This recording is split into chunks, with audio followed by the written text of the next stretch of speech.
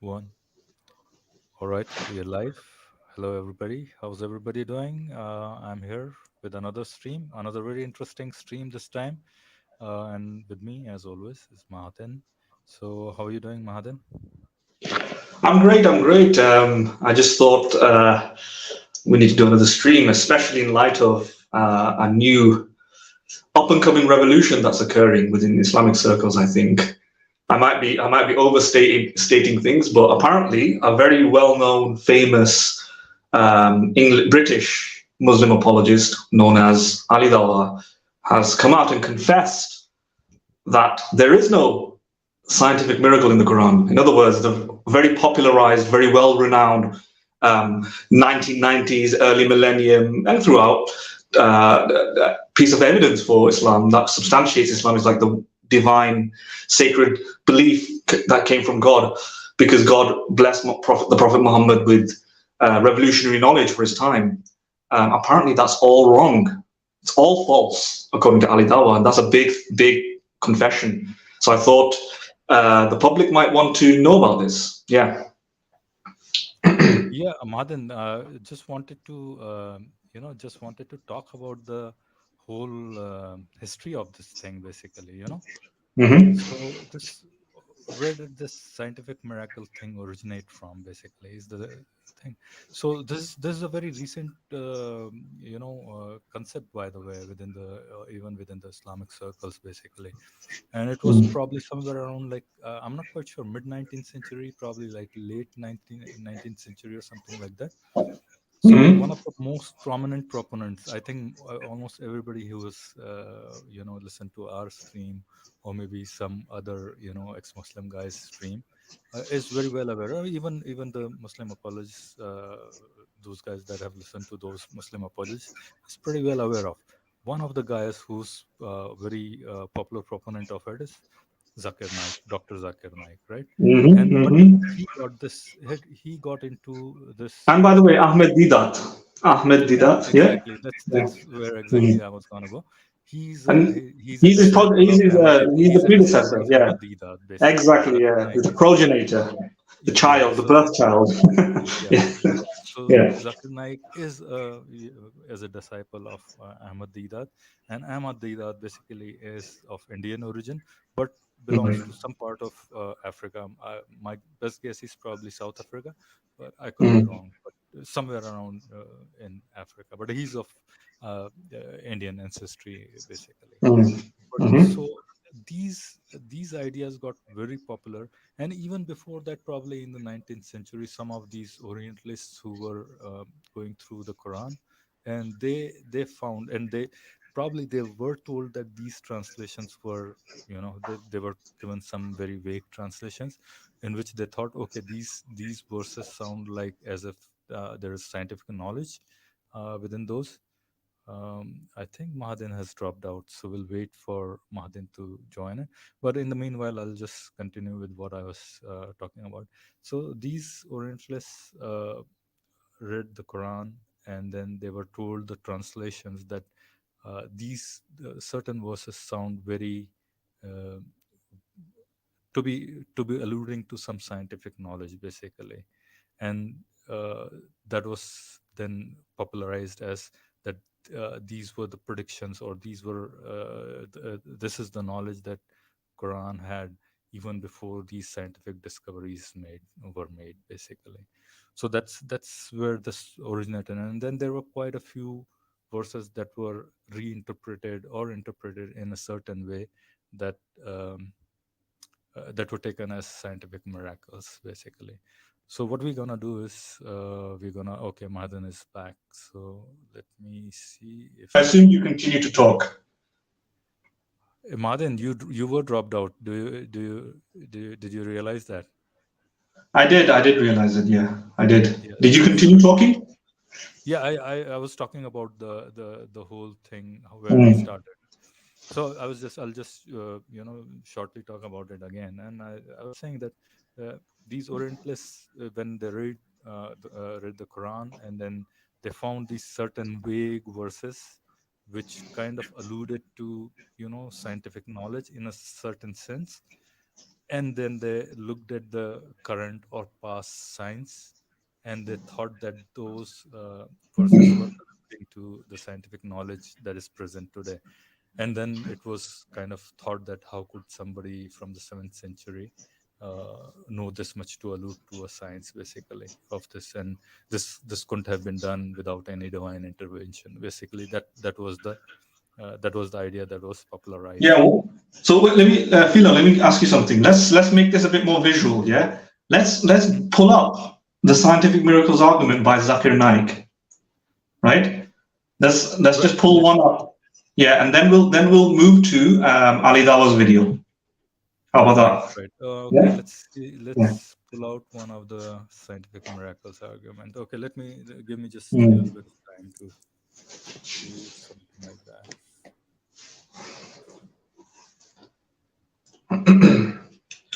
So just What? whilst, What?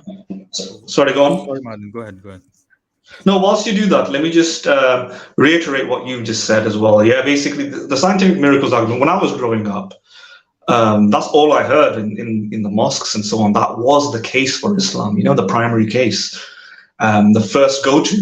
People always said to me, like, do you know, in the Quran, there's revelation, and in that revelation, there's knowledge that has been foreseen during the 7th century that could not be known by anybody living in the 7th century. This was foreshadowing future knowledge, things that only in the last 20, 30, 100 years of scientific development human beings have come to know. And yet it was foreshadowed and foreseen and prophesied in the Quran. And people talked about it like this, that this is a sign from God. So this was it was a grand slam case. It was pretty much the torchbearer for the Islamic case, and the most prominent I would say missionaries, not scholars. I don't think Zakir Naik is a scholar. I don't think Ahmed Didat is a scholar, but they're missionaries. They were propelling this message. So this being, admitted and conceded today to be this debunked, which is like such a bold word to use. Debunked simply means it's been demolished, intellectually crumbled, is a very, I would say, I would like to say an honorable concession, but what we're going to do in this video is hopefully demonstrate that this was achieved through arm twisting. Yeah, this was achieved Right. through imagine a torture, act of torture over time, slow, grotesque process of torture. Forgive me for being graphic, but it was because we were, when I say we, people like myself, a decade ago, was pretty much saying the same things to popular Muslim audiences, and they didn't have any of it. Eventually, somebody, a very famous apologist, Hamza Zorsas, and we'll talk about that as well, made an admission. He wrote a paper. He literally wrote an intellectual paper, an essay, admitting that this has been debunked. And this happened after his engagements with very, very, very, at the time, internet prominent atheists, some professors, a biologist. I forgot his name now. What was his name? P.Z. Myers, I think. And eventually, Myers. P.Z. Myers, yeah. And we will go through all of this, right? We will go through this in chronological order. And no, it's just extremely gratifying. But at the same time, you really want to say something like, I told you so. I told you. And at the time when we were saying the exact same things, we were condemned, we were scrutinized, we were bullied, Right. we were called blind, we were called stupid, we were called deceivers, we were called liars. And look, we were right. So, Martin, yeah. can I interject for a second? So, Martin, Mm-hmm. you remember we were at the forefront of debunking these arguments probably 12 years back, if I remember correctly, right? About Yeah, 12 yeah, years back, right? yeah. I think it was 2011, if I'm not wrong, right? That's when Mm-hmm. even we met for the first time, of course, online, right? Mm-hmm, mm-hmm, mm-hmm. And that's when we started calling out these guys. I think I might be repeating the same things that you have already talked, but IRA Yeah, guys, the likes of Hamza Tsotsis and the Adnan Rashid and all these guys, right? yeah, And even at the time, you remember one of the very interesting facts, probably our audience should listen to this as well. One of the very prominent member of this group was Adam Dean, by the way. You remember? yeah. And Mm-hmm. he no longer is within that IERA group or the Sapiens group. Now IERA was broken up later on and probably Mm. became Sapiens group, which now has members like Sabur Ahmed, what's his name, the big burly guy, Hijab Muhammad Hijab, and the other guys basically, right? So, uh, Adam Dean and his wife, Maria Francois Serra, they no longer are part of this whole group.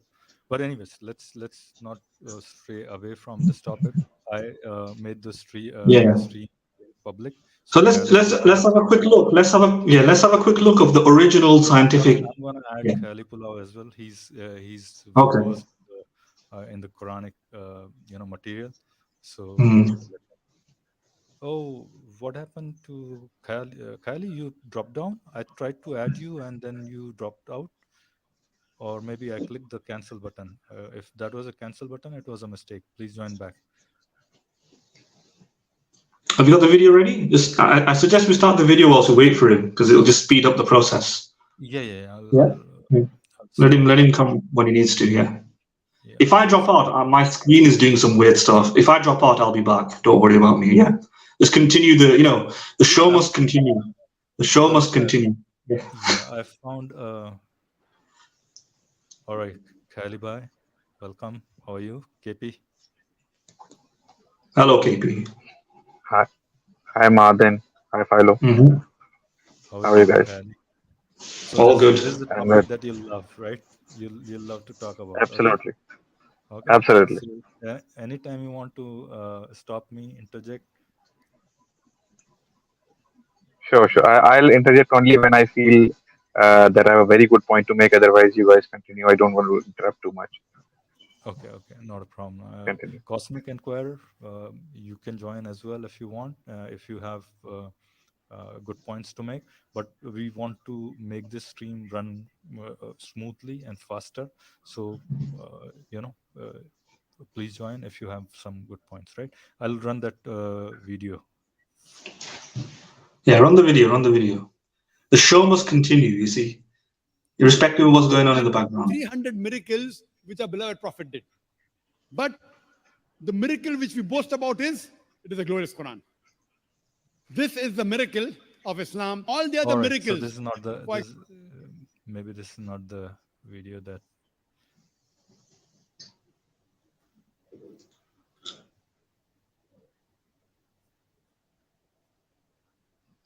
may have happened, may not have happened. The birds may have dropped stone, may not have dropped stone. Correct? What we say, this is ambiguous. If we talk about the nuclear bomb, No. This would they have believed? This is not. Would they have believed? no. So give me just 1 minute to find out which one is the, because I couldn't find What did you type? Did you type scientific miracles, Zakir Naik? in Quran Zakir Naik, right? This is exactly what I typed right here. You see? Yeah. I can see it. Go down. Keep going down.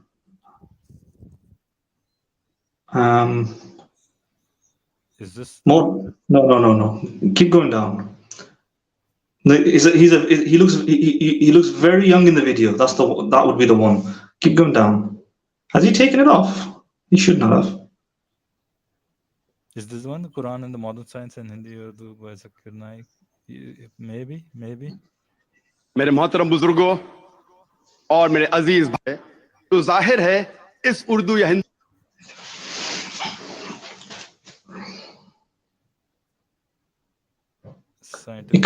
It really shouldn't be that hard to find because it's very popular. What I'm gonna do is I'm gonna just type scientific miracles. Yeah, scientific miracles. Yeah. Zakir Naik. Okay. Yeah. Try this. He should have his own basically Quran science. May have happened, may not have happened. The birds may have dropped stone, may not have dropped stone. Correct?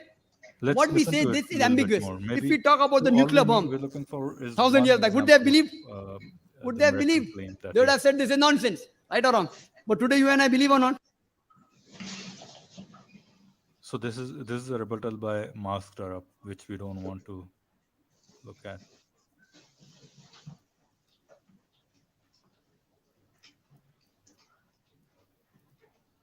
No, it's not that. सूरह अंबिया की सूरा number 21 आयत number 30 But this जहाँ is Allah not सुब्हानहू तआला Hindi. फरमाते Are you okay? अवलम यल्लज़ीना कफरू You know what you should क्या do? Type in इनकार Zakir करने Naik वाले Big ये नहीं Bang. जानते अन्न And that समावाति वल was अर्द कानता Zakir रत्कन Naik Big फफतकनाहुमा Bang.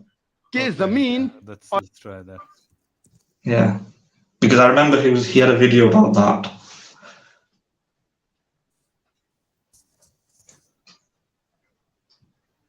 That might be it. Yeah. That you have heard me talking about the Big Bang being mentioned in the Quran, and Big Bang has taken place millions of years ago, and it's a big process, long process, but Quran says Allah has created the heaven and the earth in 6 days, so isn't it contradicting science? What the brother is referring to is the verse of the Quran, where Allah says in the Quran, in Surah Anbiya, chapter number 21, verse number 30, Allah says, أَوَلَمْ يَرَ الَّذِينَ كَفَرُوا أَنَّ السَّمَاوَاتِ وَالْأَرْضَ كَانَتْ رَتْقًا فَفَتَقْنَاهُمَا, that the heaven and the earth, do not the unbelievers see, that the heaven and the earth were joined together and we closed them asunder. So this verse of the Quran is talking about the Big Bang in a nutshell, the creation of the universe. Today scientists they tell us that our universe initially was a primary nebula, the one mass. Later on, there was a secondary separation, a Big Bang, which gave rise to galaxies, which gave rise to stars, sun, moon, and the earth we live in. So this, what the scientists they tell us, it was first described approximately 47 to 50 years before, for which a couple of scientists were given the Nobel Prize in 1973 for describing the creation of the universe. This, what the scientists have discovered 47 to 50 years back, is mentioned in the Quran in Surah Anbiya, chapter number 21, verse number 30 in a nutshell. That do not die. All right. So you heard this. Okay, this is one such example of what we were looking for. This is exactly what it is. So his this video is probably about 22 years old.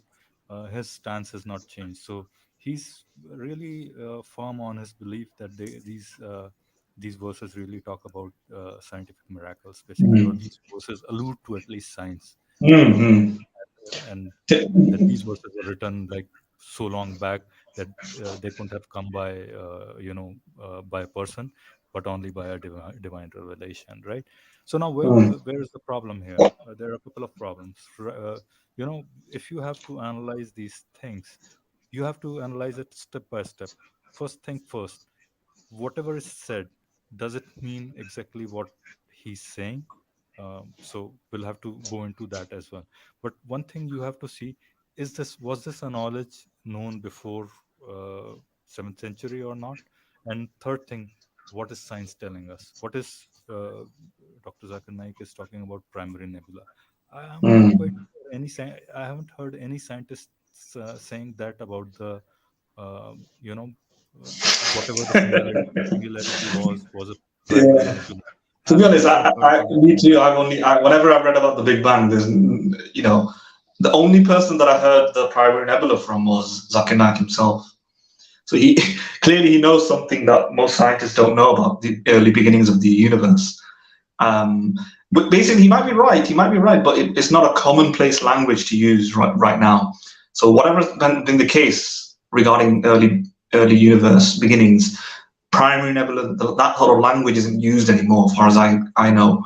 It's not an adequate description. But go back from this video, like press back, like go back to the YouTube screen, as in the YouTube search. Right. You want me to search another? Yeah. No, just search that the same thing that you search it again. Big Bang, Zakir, yeah. Go up. Yeah. Can you press the first one? That one as well, yeah? एक मशहूर साइंसदान, physicist और Nobel prize winner जिसका नाम Albert Einstein था, उसने कहा, science without religion is lame and religion without science is blind. Science मजहब के बिना लंगड़ी है और मजहब साइंस के बिना अंधा है. मैं फिर से दोहराऊंगा. एल्बर्ट आइंस्टाइन, जो फेमस फिजिसिस्ट था और नोबेल प्राइज विनर, उसने कहा कि साइंस मजहब के बिना लंगड़ी है और मजहब साइंस के बिना अंधा है। मैं आपको याद दिलाना चाहता हूं कि कुरान मजीद साइंस की किताब नहीं है, SCIENCE, लेकिन है साइंस। आयतों की ज्यादा आयत आज की बारे में जिक्र करूंगा, विच थियरीज साइंटिफिक नजरिया टेक यू टर्न्स। ये साइंस के नजरिए जो सिर्फ मैं साइंटिफिक फैक्स्ट्रोनॉमी के बारे में, फल्कियात के बारे में, 35 से 40 साल पहले कुछ साइंसदान ने तहकीक की एक मौजू पे, तख्लीक कायनात। कायनात सबसे पहले एक प्राइमरी नेबुला था, बुनियादी गोला, इब्तिदाई गोला। What is this primary nebula? Can anybody explain it to me? Madan. I don't know. I wouldn't try to Really don't know. outmatch the intelligence of Zakir Naik. I just wouldn't do it. Khayali, are you there? Yep, yeah. You I mean, you know what is that primary nebula? I'm just trying to understand. honestly, I have never heard of it. I mean, he might be referring to the singularity, but Right, Yeah. singularity. that's all I And can. I think what we should do is, Philo, let's not attempt to try and outmatch the intelligence of Zakir Naik on this point. Let him, Yes, I think that is just something that he knows, and let him, have that part. Because I don't know, I don't know what he's referring to exactly. Yeah. all right, Yeah. let's forget it. So these are the kind of scientific claims that we're talking about. So I think we started talking about these, or at least pointing out the flaws within these claims of scientific miracle within the religious scriptures, basically here in this case in the Quran, because Quran is not the only one. I mean, uh, Quran is not the only scripture that these claims are made about. Even in the Bible, these claims are made about. They were made by quite a few Christian apologists as well earlier.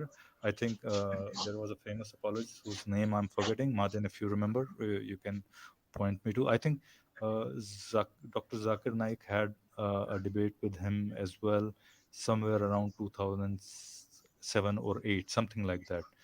I forgot his name. He was a Christian apologist, and these two had debates about something. The title was something like "Science in the Quran versus Science in the Bible," or I something like remember that. something like that. I forgot his name, Dr. William something. I don't know.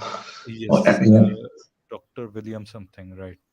Something. I don't know. I might be completely wrong. Yeah, Right, but I right. remember Well, that. Yeah. if not, we'll put it in the description or maybe in one of the comments. Dr. William Campbell. There we go. There we Exactly. go. Yeah. You got it. William Campbell, right? Dr. William Campbell.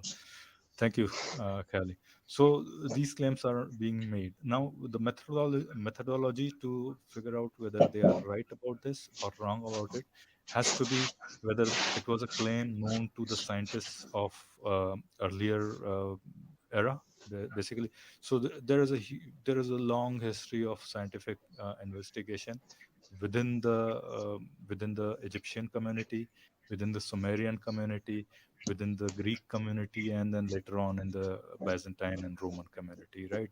I mean, I can name a long list of scientists from that era who knew a lot more things that were taken and put in the scripture. You know, they have a huge corpus of scientific investigation and written quite a few books on those things, which are still available. Actually, probably they were written by somebody else on their behalf later on, so we might not have the original copies from them, but we still have that knowledge, basically. So Yeah. one of Yeah. them to say that, okay, did it exist before that? Any scientists claim it? And then second thing is, what exactly is the meaning of the verses that is being talked about? Are these verses really crystal clear in what they are stating, or they are like really vague and you can have multiple different meanings, and then a single word can have 4 or 5 different meanings? You pick and choose whatever meaning suits to you, and then you plug it into your the kind of meaning you want to have, and then you make your book look like it's a miraculous book, right? So Exactly. Exactly. points I wanted to make, Madin and Khali. If you have anything, please go ahead. Yeah, no, I'll just reiterate what you said. I'll just just restate it in the sense that in order to demonstrate whether there's scientific miracles, it's the idea that prior to the 7th century, nobody knew this stuff, or it was primitive, or it was rudimentary, and it was not possible for a human being with the human capacity and human learning of the times to have thought of these things. So the only possible way then that a human being might have acquired this knowledge is through divine intervention. So divine intervention, Kylie, are you talking, or is that an imposter? Hello? No, I was quiet. Yeah, oh, I I'm see. quiet as well. Oh, I see. Because on my screen, there's messages coming up of Kylie. Maybe Maybe there's a delay. Can you not see this? Sorry, It's not happening on this. I'm just showing all the comments here. So you keep going, Madin. Oh, I see. I see what you're doing now. Oh, yeah, yeah. I'm just I see. All right. So yeah, where was I? Yeah. So Philo is the imposter. Yeah, I was thinking, I'm sure Kylie was in the chat, and then I just see Kylie come up on the screen. I was like, what? I'm the culprit here. I'm the guilty here, because I was so engrossed in my talk that I didn't see all these comments by Kylie and Cosmic Enquirer. So I'm just showing them now. Keep going. Okay. So the only possible way this can come to a man of the 7th century is through divine intervention. So there's quite a few things wrong there already.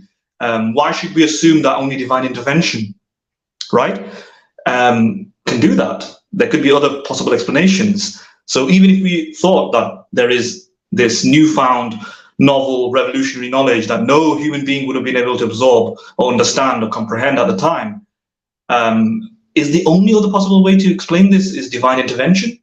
Let's suppose it was some sort of revelation. It doesn't determine what sort of characteristics the revealer has, right? Maybe this being, let's assume it is a being, is disseminating knowledge, who is disseminating knowledge, just knows more than human beings, but isn't a God, which is an omnipotent, omnibenevolent, omniscient being.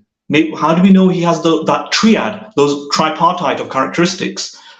Well, we don't know, right? So that already is a bit of a non sequitur, the idea that there is knowledge that human beings can't know. Therefore, that knowledge came from a super powerful being. Well, we can't determine his attributes. It could just be a very powerful being. It could be a mediocre powerful being. It could be just a being that just knows how to tell the future, just knows a little bit more about science than we did or do, etc. So there's a problem there already, and as you mentioned, Philo, you can. There are a few things that a Muslim proponent would have to do to show this. They have to show that during the time of antiquity, at the time, the primitive understandings, that there wasn't any such knowledge existing during that time, and then show that, given that this was not possible to be known, therefore the only other explanation is a God. And those two moves are difficult to make. And what we're gonna show is that, one, indeed there was pre-existing knowledge that a human being could have borrowed from. Two, that given as you mentioned, Philo, given the multiple different meanings and definitions and how you can define the different terms and so on, there are more simpler ways to explain what was being talked about in a particular verse or a passage or a surah than appealing to the fact that it was talking about science. For example, we don't need to interpret the book that way. And many Muslim proponents have already confessed that the meaning of these sentences, the meaning of these phrases, it's multifarious. There's not one singular way of interpreting it, and we actually don't know what the intent of the author is. So that's another problem. The few other problems is that the problem of error. The third problem, the problem of error. So if there is any accurate scientific or kind of accurate scientific knowledge found in the Quranic text or the Hadiths or whatever you want to call it, but then there are also passages that don't fit the science, that is in contradiction to the science, not neatly anyway. So that's another problem. And the final one is uh, the fact that nobody at the time could have known about it is not necessarily the case. Necessarily does not necessitate that we think that this knowledge must have come from somewhere else. What we're going to show as well is that predating Muhammad, people knew about stuff, and predating them, people knew about stuff, etc. But some knowledge, for example, the ancient Greeks, it just came out of nowhere in the sense that there was no predecessor before that person, right? So if there's like a Greek philosopher, Greek thinker, Greek supposed scientist who knows something during, predating Muhammad by 2,000, 1,000 years, etc.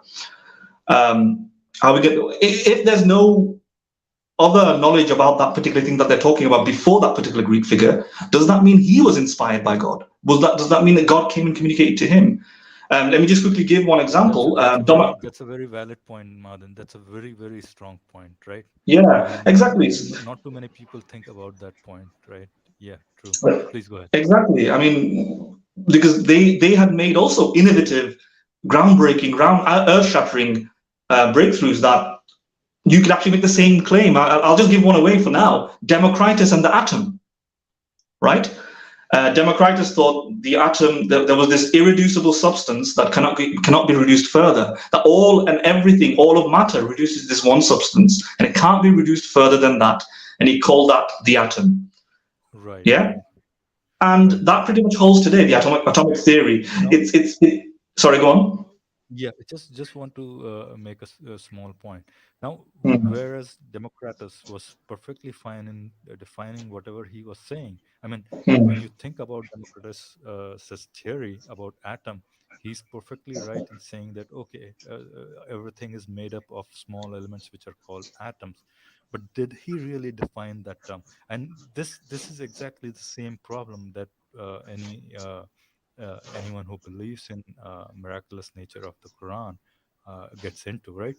What were the words used to define a certain term? Do they really mean what they mean today, or were Yeah. those terms used in a different way in those times, basically?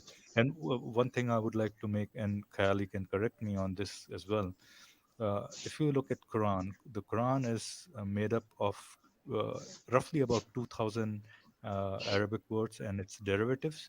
So the problem is when you have a book that contains roughly about 6,600 or whatever you may have verses, the problem is how do you use so many different meanings of different words? Basically, what you have to do is your single word can have various meanings, multiple meanings, right? How do you then take the meaning which one is gonna correctly fit onto a certain verse? Basically, that's a problem you have to deal with, and that's where there are like so many tafsir upon tafsir upon tafsir upon tafsir, right? That's a very, very genuine problem. If the book were really clear, if the book were, as it calls itself, a mubin book, basically clear in what intends to reveal, basically, then there shouldn't be any need of any of the what do you call exegesis, right? Or the tafsirs, Yeah. basically. Yeah. Yeah. Now, Exactly. Yeah. Kylie wants Sorry, you're to going to say add to this something? point. Kylie. No, you're absolutely right. This The vagueness of Arabic language, which is often presented by Muslims as a sort of linguistic, a sort of an excellence of Arabic, which is that a single word can be used with, can have several meanings, sometimes, tens of meanings, and sometimes even more than that. So that in itself creates so much vagueness, and that has even confused Muslims in many matters. When they try to translate some verses of the Quran. So you're absolutely right that in those in this regard, it's very difficult to translate or to understand at least some of the verses of the Quran. And You know, the important point is one important point is, as you mentioned, Hamza's Orts's change of approach, as he earlier early in his career, in his debating career, he used to use the scientific miracle of the Quran often. In fact, the very basis of his debate would be the scientific miracle. But then he changed, and the approach that he has suggested as an alternative to that scientific miracle is is what he calls the multi-layered approach. And this is also quoted. I mean, it is just not just stated when we are speaking about the scientific nature of the verses, rather also various other verses which are not about science, but let's say about human psychology or whatever. It is often stated by Muslims that there are multi-layered meanings of each verse. The point is that where they are saying that there are multiple layers, many times what's happening is that they have to actually, to bring the meaning in line with the modern understanding, they have to change the meaning, and they have to reject the earlier translations. So you don't call that approach multi-layered approach. You call that approach, you should call that the vagueness of the Arabic language, let's say, or of the book. You don't call it multi-layered. You call it a single layer which you are looking for. Okay, because if you can only call it a multi-layered sentence, let's say, or a multi-layered meaning, when let's say a word has 10 meanings, and for each of those 10 meanings you can place that meaning in that verse of the Quran, and you can derive you know uh, a different meaning which is not contradicting the other meaning, the other translation. So I mean that is also something that Yeah, I I think agree. is a concern. I agree. The clarity shouldn't be lost. The first priority, I think, and Exactly. people might oppose to this view, but your first preference Right. should be clarity of, because Clarity. this is supposed to be last revelation, right? And last revelation, this is for everybody, not for some uh, high learned muftis or alims. This is not supposed to be for like really highly educated people who have an IQ of 160 to decipher the hardest puzzles on the present on the earth, right? It has to be something that anybody who's willing to read can understand it pretty easily, right? So Hmm. in that sense, it has to be mubin Absolutely. and not mubham, basically, right? Absolutely right. And I was listening to a Pakistani scholar. He's an Ahladhi scholar, and the anchor actually asked him a question, and the question was, why are there so many there's a term called mushkilat fil Quran. So there are so many difficult places in the Quran where the scholars are find it difficult to uh, understand whether this verse means this or that, or even these two or something else. So the question was, why is this book is guidance? So why are these difficult places or Hmm. difficult verses there in Hmm. the Quran which are difficult to understand? And his response was quite, I find it amusing, because he said that this book is a guidance as well as a test. And I'm like, I mean, Yeah, that's that's a quite strange. You cannot have a guidance and a test within the same book. right, If right. the guidance has to be very clear, whereas for a test you can say that you have to look into a book, you have to let's say deep dive into it, or and which is a test. So I mean, I don't know how they can reconcile these two within the same book. So I mean, this is the kind of difficulties that they face when they're trying to understand the Hmm. Quran. Madin, Yeah. please, sorry, your break was way longer. I know I stopped you for only a minute or so, but then we just went on to this. No, Please that's fine. Let me just comment upon that then. In respect to those things, what you could do is what I propose is just for clarification for audiences. Is my way of thinking about it. If we adopt two theories, right? And this is very simple to put. Most probably, it's not anything groundbreaking, but it's just to organize things. Think about it this way: you have two theories. You have the divine revelation theory, or created by God theory, and then you have the second theory, the man-made theory, right? And you make certain expectations of what the evidence would look like on each theory, right? There are certain expectations what the evidence. Sorry, go on. Just one minor point. I think let's not make it a dilemma, in a sense, like two prong. It could be also from, maybe call it some alien species who's far more advanced. All right, yeah. No, that's fine. That's fine. It's you can add a third theory, or you can adjust the first theory, God / alien theory. It doesn't really matter. I'm really sorry to interrupt, but instead of aliens, we can use consider a species which is already believed in by Muslims and other religions as well, and that you can call some immaterial being, let's say like jinn, what you call jinn, right? So those beings might be very powerful. They might be in contact with humans. They might have the level of knowledge that's way beyond humans. And if the religious people actually do believe in their existence, then this knowledge might be in their grasp quite easily without them having a direct contact with God.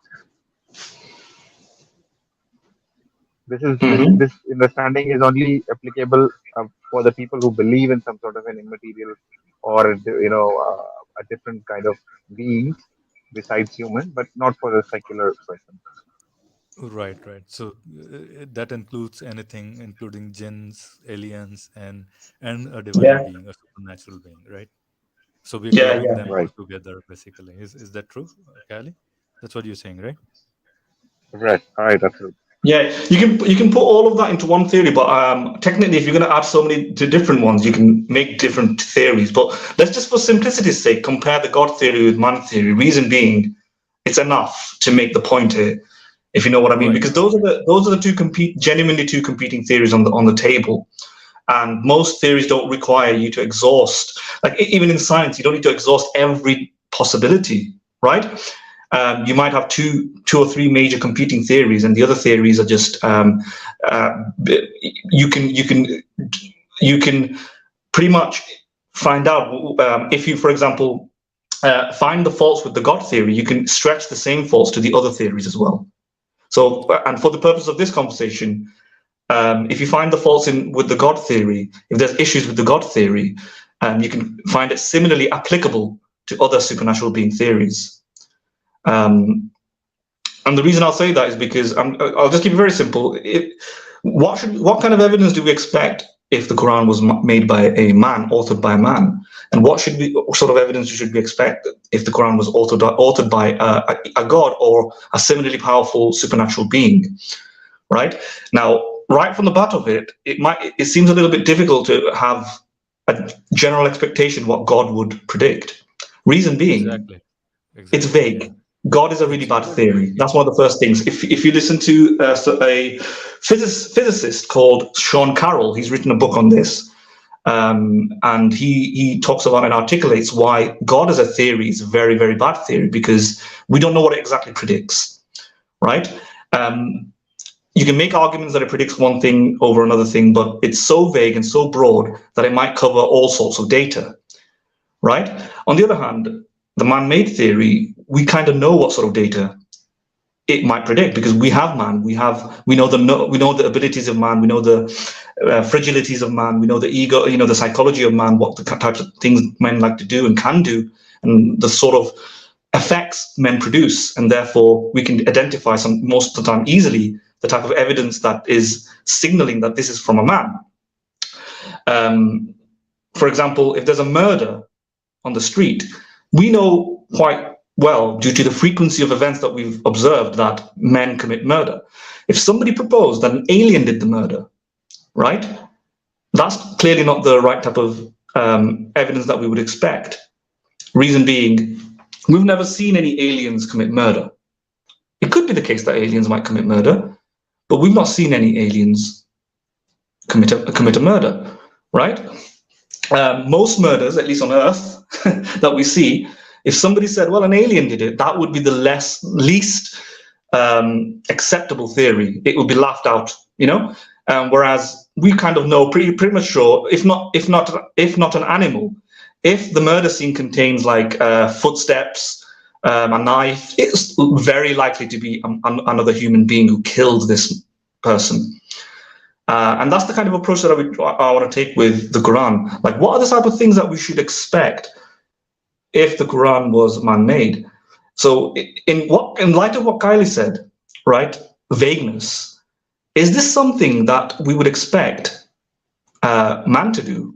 Or is this something that we expect a super powerful being or a god to do, right? On the theory of man, that's exactly what vagueness is, probably something that we'd exactly expect, especially from 7th century men, because clearly there was no written Arabic standard prior to the Quran, a proper coded one, proper standardized one. These were primitive men. It took a long time, empires and empires, and people were arranging these texts and putting it together. This is exactly what we'd expect if it was created by man, right? Look at all other legal codes. Most of our laws are very vague. We need to, what does a lawyer have to do? They have to sit down and debate the content of the law, how to interpret the law, what the Constitution means, for example. Then you have originalists. You have different schools of thought, like the originalists, the progressivists, and you have different competing factions trying to interpret a piece of text, like a piece of law. That's what men do. Now, are we seeing the same thing with the Quran? Yes, we are, right? What we're seeing is vagueness, ambiguity, and debates and fights and various different interpretations over what the text means. This fits the man-made theory better. But now let's think about the God theory, right? God has infinite resources. Now, like, this is just emphasizing everything that you guys have already said. If since he has infinite resources, he does not need to spread the message in this kind of way that looks exactly like how man would have made it, which is all the time, gradual process. Basically, right. Yeah, through gradual epochs and changes occur over time, and then you have different manuscripts and you have different interpretations, different schools, different sects, infighting. That's exactly what you would expect. But God could have made it completely clear, crystal clear, in such a way, for example, that there is no ambiguity whatsoever. Soon as a person in Japan reads the Quran, soon as somebody in Italy reads the Quran, without any guidance, they all come to the same uniform message. And he would have communicated a miracle this way as well, because this would have seemed indistinguishable. Sorry, this would have seemed distinguishable from all other forms of interpretation, because there's no interpretation necessary. Unlike other texts, where you do have to go to the library, sit down and learn and understand, this would be a perfect medium of communication where anybody can pick up the book and understand it completely clearly, almost supernaturally. And you don't need any prior learning. You don't need any prior understanding. You don't need scholars or intermediates. God could have done that. He has infinite resources. And he seems to want to do that because that's his goal, to create the mubin, as he said, the clearest message. Right? But if it was man, we would expect the opposite.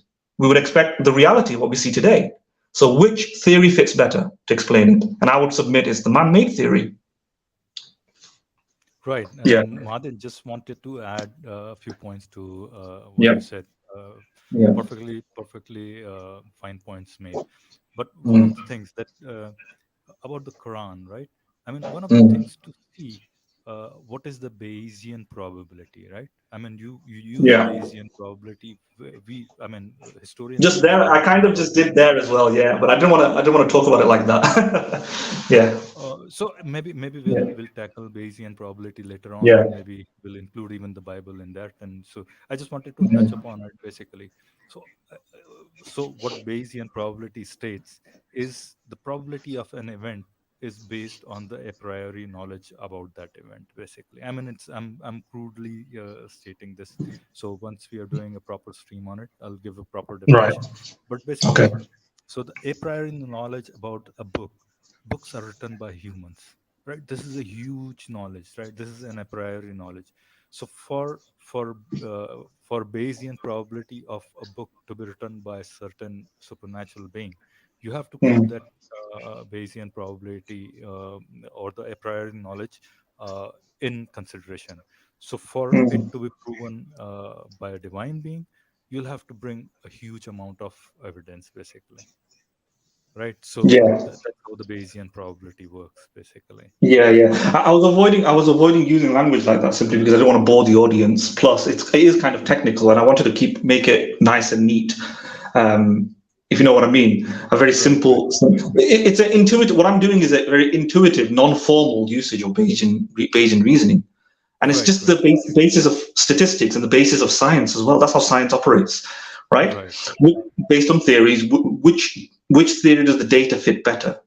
If it's man-made, we would expect all of this fighting and lack of clarities and factions and sects and legal schools interpreting a text just like any other man-made document, novel, legal text like the Constitution. The American Constitution has the same issues, right? For the last 100, 200 years, they have multiple schools of lawyers, different factions, different groups trying to figure out what the text means. And you have this same situation is even worse with the Quran. So if it's analogous to other man-made projects, then it's probably because it is man-made, because God could have gone around the entirety of that. Um, right, right. yeah, yeah. So that's a very yeah. Yeah, Um, one more question you can ask upon this is, why would the hmm. God need to go this way, which is demonstrably error prone? Yeah. Yeah. Kyle, you want to add something to these points already made? No, I think you guys have raised a lot of good points. So I All think, right. yeah. Madin, shall we then move on to the Ali Dawah video and Yeah, play yeah. that? What I would say is go to we do the Ali Dawah video and then do the Hamza Zorses video where he talks to PZ Myers, and then to finish off, basically, we'll have to do this very quickly. Finish off, just introduce our audience to Hamza's paper. Um, Right. yeah, the paper that he revealed in 2013 or 14 about dropping the scientific miracle narrative. Right, right. I think Yeah, yeah, that paper was 2013 paper or something like that, I think. But before yeah, that, I know you, if you remember, we were at the forefront of debunking these scientific miracle claims at that time, right? You, yeah. myself, a couple of other guys. I think one guy I remember stopped spamming, and there was Pete. I remember Captain Pete, Disguise. Captain Disguise, right? Yeah, Pete and all these rationalizer. guys with the Yeah, yeah, rationalizer, yeah. right? The rationalizer, and all these guys. But among those, there was another friend of ours. Uh, at least on Facebook, he was a friend. Uh, Bilal Anwar. You remember? He wrote probably a 43-page uh, debunking the Quranic argument of embryology, right? Or the Right, right. embryology in the Do you know who he Quran. was? Do you know who is? Do you know if he's still active? Is Uh, he I haven't seen him in a long time. His name, the at least the I have the paper. I still have his paper. I'll send it right? to you guys, both I of you. think I think that is Captain Disguise. No, not Captain Disguise. There was another guy from US. I think his name was Bilal Anwar. I think they're the same person, but okay. Maybe I'm revealing information that I think it's public Right, right. info. You're right. You're right. I You're think it's right. public info. It's all public You're info. right. Otherwise, I Captain wouldn't know. Disguise. You're right. Yeah. Captain Disguise was Bilal Anwar, right? And Yes. Yes. he wrote the paper with the Bilal Anwar name. And I don't think he minds revealing that information. I hope he does No. not. Uh, I only know it because he probably revealed it. You get it. So I yeah, only yeah. know this. Yeah. No, no. It took me a while to connect those two names. I remember that paper with that name. But anyways, yeah.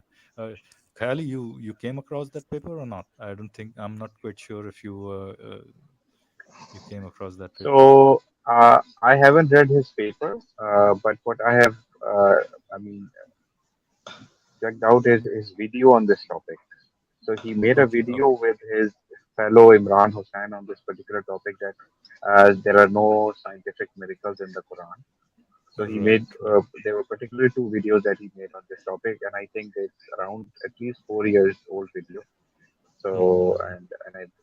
in that video he elaborates on his approach and the problems with the scientific approach of looking at the All Quran. right, all right. Khadi, your voice is a little low. Can you speak up a bit? Okay. So sure. Or So your let mouthpiece is me probably a set little my far mic. away from. Yeah.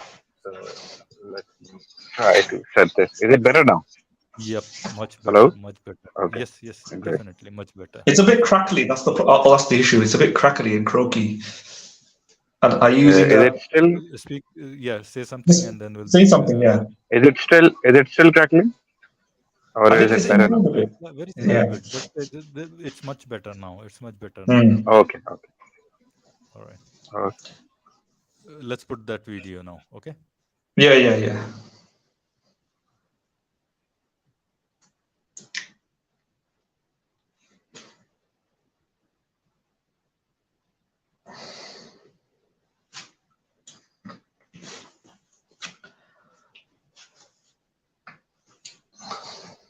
All right.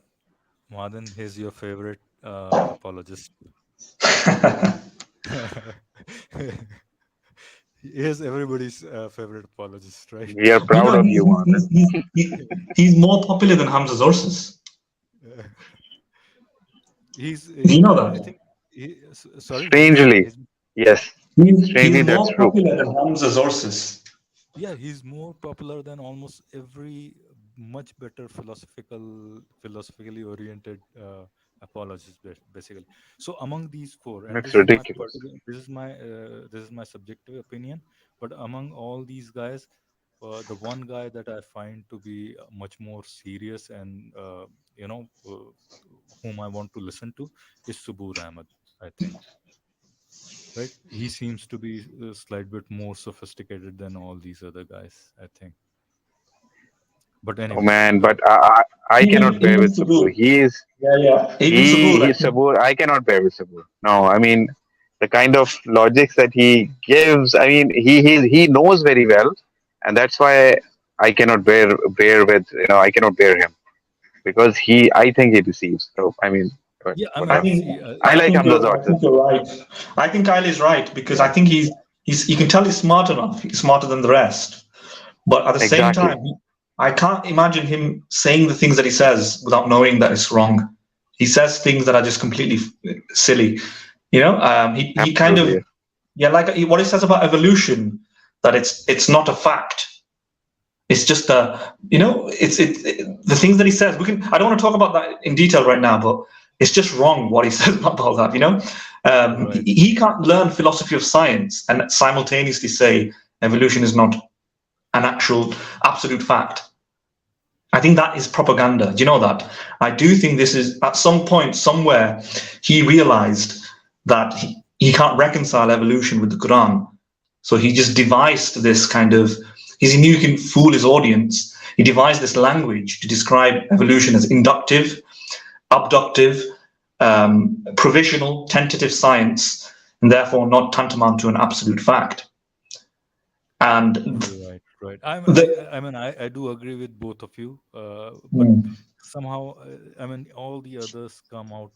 I never listened to Ali Dawah for sure. I mean, he's like bottom of the pack pretty much, But then among the better ones, all of them are kind of, they have arguments that seem deceiving to me. There's no doubt about it. And his take on evolution is, yeah, I mean, you guys are right about that. His take on evolution is cringeworthy to say the least, pretty much. But yeah, and because he talks yeah, like he's like he's better clutching than on straws, Hmm? It's like he's clutching on straws because all the things that he talks about evolution is applicable to every science, almost every science, and furthermore, He all the and things he talks about evolution is also applicable to Islam. right. Islam is also an abductive, inductive, Bayesian case. Absolutely, absolutely. Yeah, you have to, Absolutely, yeah. because the hadith is based on what? The historical method. The historical method is an attempted use of the historical method. And what's that using? That's using induction, abduction, Bayesian reasoning, theories, etc. Also, the Quran is also, well, how do you learn about the Quran? Through observation, Right. right? How is it transmitted? It hasn't been transmitted any different way. It has been transmitted Yeah. even worse still. Worse still, at least you have the history of you can have the chain of narration within Mm. the hadith literature, right? Hmm. But Hmm. for Quran, you have to really struggle to find any roots back to earlier Yeah, earlier yeah. period of the 7th century, right? That's one of the very That's true. fundamental problems Yeah, actually that's true. But in what I'm adopting saying is Islam. that let's just assume all that is not the case. Let's just assume Quran is sound and historically fine. I'm making a criticism about the fact that the methodology that he uses to get to ascertaining the authenticity of the Quran, yeah, is one of the methodologies that we use to ascertain also the truthfulness or the science of evolution, right? Right. In other words, I don't know what these guys are doing and why they do this, why they make this. Basically, they're trying to critique induction and abduction, saying that science is limited, Right. right? Right. Science is And at the provisional, same limited. time, Yeah, and ignoring it within their own cases. Yeah, yeah, definitely. they have to use induction. They have to make observations. You don't learn about the Quran without an observation, right? What do you think the scientific miracle claim or the perfect preservation claim or the linguistic miracle claim are? These are learned through inductive reasoning. Man can't create this, therefore a divine being created this. Why? Because all our observations show that men cannot replicate the linguistic style and the grammatical style of the Quran. Right. That's an inductive case, and a new observation could refute it. That's exactly the same. Principally, it's in the exact same boat as evolution, as the theory of relativity, theory of gravity. A new observation can refute it. Yeah, but so can Right. a new observation can refute the Quran. Imagine if Right. we discover historical treasure trove of new hadiths or something. Of course, the Quran will have to be revised. Am I right? Yeah. Right. If, Right. Right. I mean, see, yeah. there is a whole corpus of Khayali knows. Even Mm, before we move on, let's welcome Cosmic Inquirer. Cosmic has been mm. listening to us for a very long time and wanted to join, but for some reason or the other, couldn't. Welcome to the stream, Cosmic Bhai. Uh, Hi guys. I wanted to talk a bit more, but I think enough of the conversation has derailed the video. So I'm hoping you guys make a part two of this, and I'll share some extended thoughts on this topic then. But regarding Sabur, right? So and you guys have, I think, provided a good analysis of the guy. But here's an interesting thing. During his earlier debates, when he entered into this scene, when he saw that there was a gap and Muslim debaters couldn't really tackle evolution because they didn't even understand it, I think he came onto the scene in 2016 or 17. And Mm. back then, when he would say that evolution is not an absolute fact, the example of absolute fact that he would give, which I don't think he does anymore in any of his debates, because I think somewhere along the way he realized that the thing he's using as an example is also not absolute. He used to say, and if you listen to his debate with Aaron Ra, which I think happened in 2017, he starts somewhere in his opening statement, he says that an example of a thing that he would consider a fact is that the earth is round. But I think in a year or 2 years or something, he came across, like, he found out that even that is provisional to some extent, right?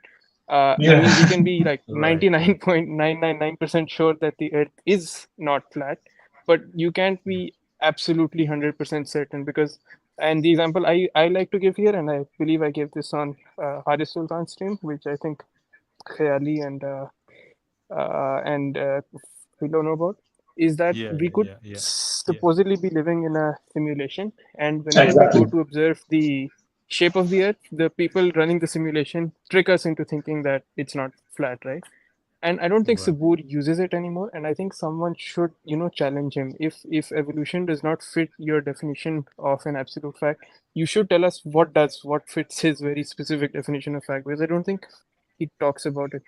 I also think you guys should watch a debate that Sabur had with someone known as Skydive Phil. This is a I've lesser seen known it. Well, one I've of his seen it. debates. Yeah. Oh yeah, Yeah. it's an mentioned. incredible debate. Yeah. Madin mentioned. I've seen it. And- Yeah. Sorry. Finish off what you're saying. Finish off what you're saying. Yeah.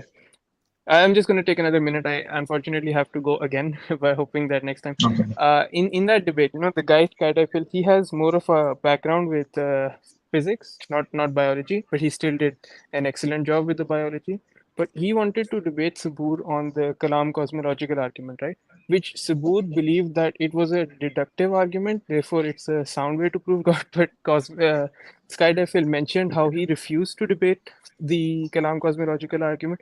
He refused also to swap this before they would have the conversation, and then he lastly, and this is in the post-debate review that he had with Arun Ravi, he told him that we were originally supposed to talk about the Kalam cosmological argument, that even that argument, to a certain degree, does rely on induction. Yeah. Because how do you know that the universe It does not relies exist? completely on deduction. It relies Yeah. completely on deduction. It is based on science. The very first, the second premise cannot be stated without relying on science. On what Even basis the would first you one. say that this universe has a beginning? The first one, yeah. In fact, you're right. Even the first one. But let's say that the first one we can, for some reason, we can say that it's deductive. The second one cannot be. And There's no reason to. There's no basis for that to believe in that without believing in science. Right. yeah, I mean, and just one last thing. Sure. Sorry, because I have to run out. Just one last thing. Sorry for monopolizing the conversation. I sometimes No, feel go ahead. that the hubris that these guys have is like truly appalling. Because, for example, the field that I work in, I'm reasonably good at what I do. I might actually I'll share it because so I do software engineering, right? And I'm relatively good at what I do. But when I look at some of the more extended, deep conversation that happens on the different forums and stuff, I get the feeling that I don't even understand 1% of this stuff. And then these Dawah people, right? They have no formal education in science most of the time, yet they're able to speak about it with such confidence, right? It's like it's really incredible to me how you could have that type of an ego, because I couldn't even talk with that level of confidence about things that I do on a daily basis, right? Like I think I mean, everyone should have a bit of humility when it comes to this. Cosmic, to be Yeah, guys, honest, go on. hats off to them for that kind of confidence. We all need that kind of confidence, to be quite honest. We look for that confidence, but I think the more we know, we realize that there is no basis to have that sort of confidence. Yeah, I mean, none of us is gonna go that far and show that much of confidence if we don't have knowledge about certain subjects, to be quite I frank. think, yeah, the thing is, Cosmic. I think what a lot of these people are doing is smoke and mirrors, right? They are rhetoricians. They're engaging in demagoguery, right? It's not really about whether they are factually correct. It's more about show business, and I think that's what they're trying to do. Emotion ultimately wins the debate usually amongst the popular crowds and the popular masses, and amongst the Muslim crowd, emotion is a prevailing impulse. So they cater to that. So by acting confident, having eloquent speech, chest thumping, giving a very fiery speech, etc., all of this, it helps create confidence amongst the audience that they are right. So they win by default, not through substance, but by style, and that's what they want to do. And I've always been a fan of using logic as well. Obviously, logic and data. I like logic and data, but I've also been the fan of fight fire with fire. If you're going to be in a debate with some of these people, and that doesn't mean you have to be dishonest. You can use logic and data and rhetoric. If Aristotle talked about logos, pathos, and ethos, and you can use all of this together without lying and without any deception. And I would recommend that if anybody does get into a debate with them, you don't need somebody who is just proficient in science. In fact, some of the most scientific people are the least capable of communicating a message to the public. right? If you recall somebody called the Gish-Gallop method, or something called the Gish-Gallop method, that originated from a debate between evolutionists and creationists, where the creationists used the Gish-Gallop method to win the debate through just using deceptive tactics. Also called shoot and scoot kind of. Or shotgun fallacy or whatever. Yeah. Right. My point is, if you're going to get into a deep debate with people who are just there trying to win or create the impression of winning, you also have to create the impression of winning. So that if you're gonna have a scientific conversation, philosophical conversation, do it with people who are interested in furthering the discussion. These people, I don't think are. I think they are mainly presenters, and you got to fight fire with them. Yeah. Exactly. Yeah. Mm. True. Cosmic, I completely agree with you. So I'm gonna continue listening to you guys for an additional like 10-20 minutes before I fall asleep. But I will no longer be in part of the stream yet. But thanks for your time, guys. I'll try to join in next time. Yeah, thank you for your contribution as well. We appreciated your contribution. Talk to you next time. All right, Cosmic. Yeah. If you want to stay in the stream, you can stay. Yeah. If you he's gone. He's gone already. Yeah. Right, anybody wants to add anything to? No, I think we're behind on our schedule, so let's just go for it. Yeah, let's try to do it in next 20 minutes. Let's finish the stream in 1 hour 30 minutes. Okay. People are flocking to Islam. So me saying the argument of scientific miracles is debunked, it is debunked. And guess what? We don't even need it. Philo, can you just slow it down? This is only 6 minutes, the video. With my Quran, reading yes. You want me to slow it down? Yeah, because it's how long is it? How long is this video? I think it's about 6 minutes or something like that. Yeah. Let's just slow it down then. All right. Let's slow it down. All right. Let's. Where do we want me to play it from? Whatever, doesn't matter. Just play it. Yeah. A 7-day free trial. What are you waiting for? Download it now, brothers and sisters, and build a habit with the Qur'an app. Assalamu alaikum wa rahmatullahi wa barakatuh, brothers and sisters and dear friends. Okay, so guys, this is a quick video, inshallah. I didn't want to do a dedicated video to this. I was here with the brothers filming for the podcast. That's slow down. Touch up on this quickly. Slow it down further? Yeah, just put it to normal time. Put it on normal time. Okay. Yeah. Okay. I'll put it to normal one. All right. I'm saying that it's more interesting to watch. And sisters and dear friends. Okay, so guys, this is a quick video, inshallah. I didn't want to do a dedicated video to this. I was here with the brothers filming for the podcast, and I thought while I'm sat here, I'll quickly touch up on this quickly because it's not really that important. So in the Andrew Tate video that I did, I mentioned that the scientific miracles in the Quran got debunked, and for some odd reason, funnily enough, like as if they thought that it was a slip of the tongue. I'll repeat it again very carefully. The scientific miracles argument in the Quran got debunked. Yeah, I hope my tajweed was on point. So when I said this, a lot of Islamophobes were celebrating as if I was like, oh my gosh, like this video is going to be me apologizing. And no, listen, it got debunked. Now let's give some context for some Muslims so they can understand. For example, and I'll tell you where this comes from. And you know why many people in the Dawah, YouTubers, my colleagues, like brothers that I work with, didn't do a video. Why did you say that? Because they know it as well. In what sense? Brothers and sisters, I was having a debate with a guy called Phil.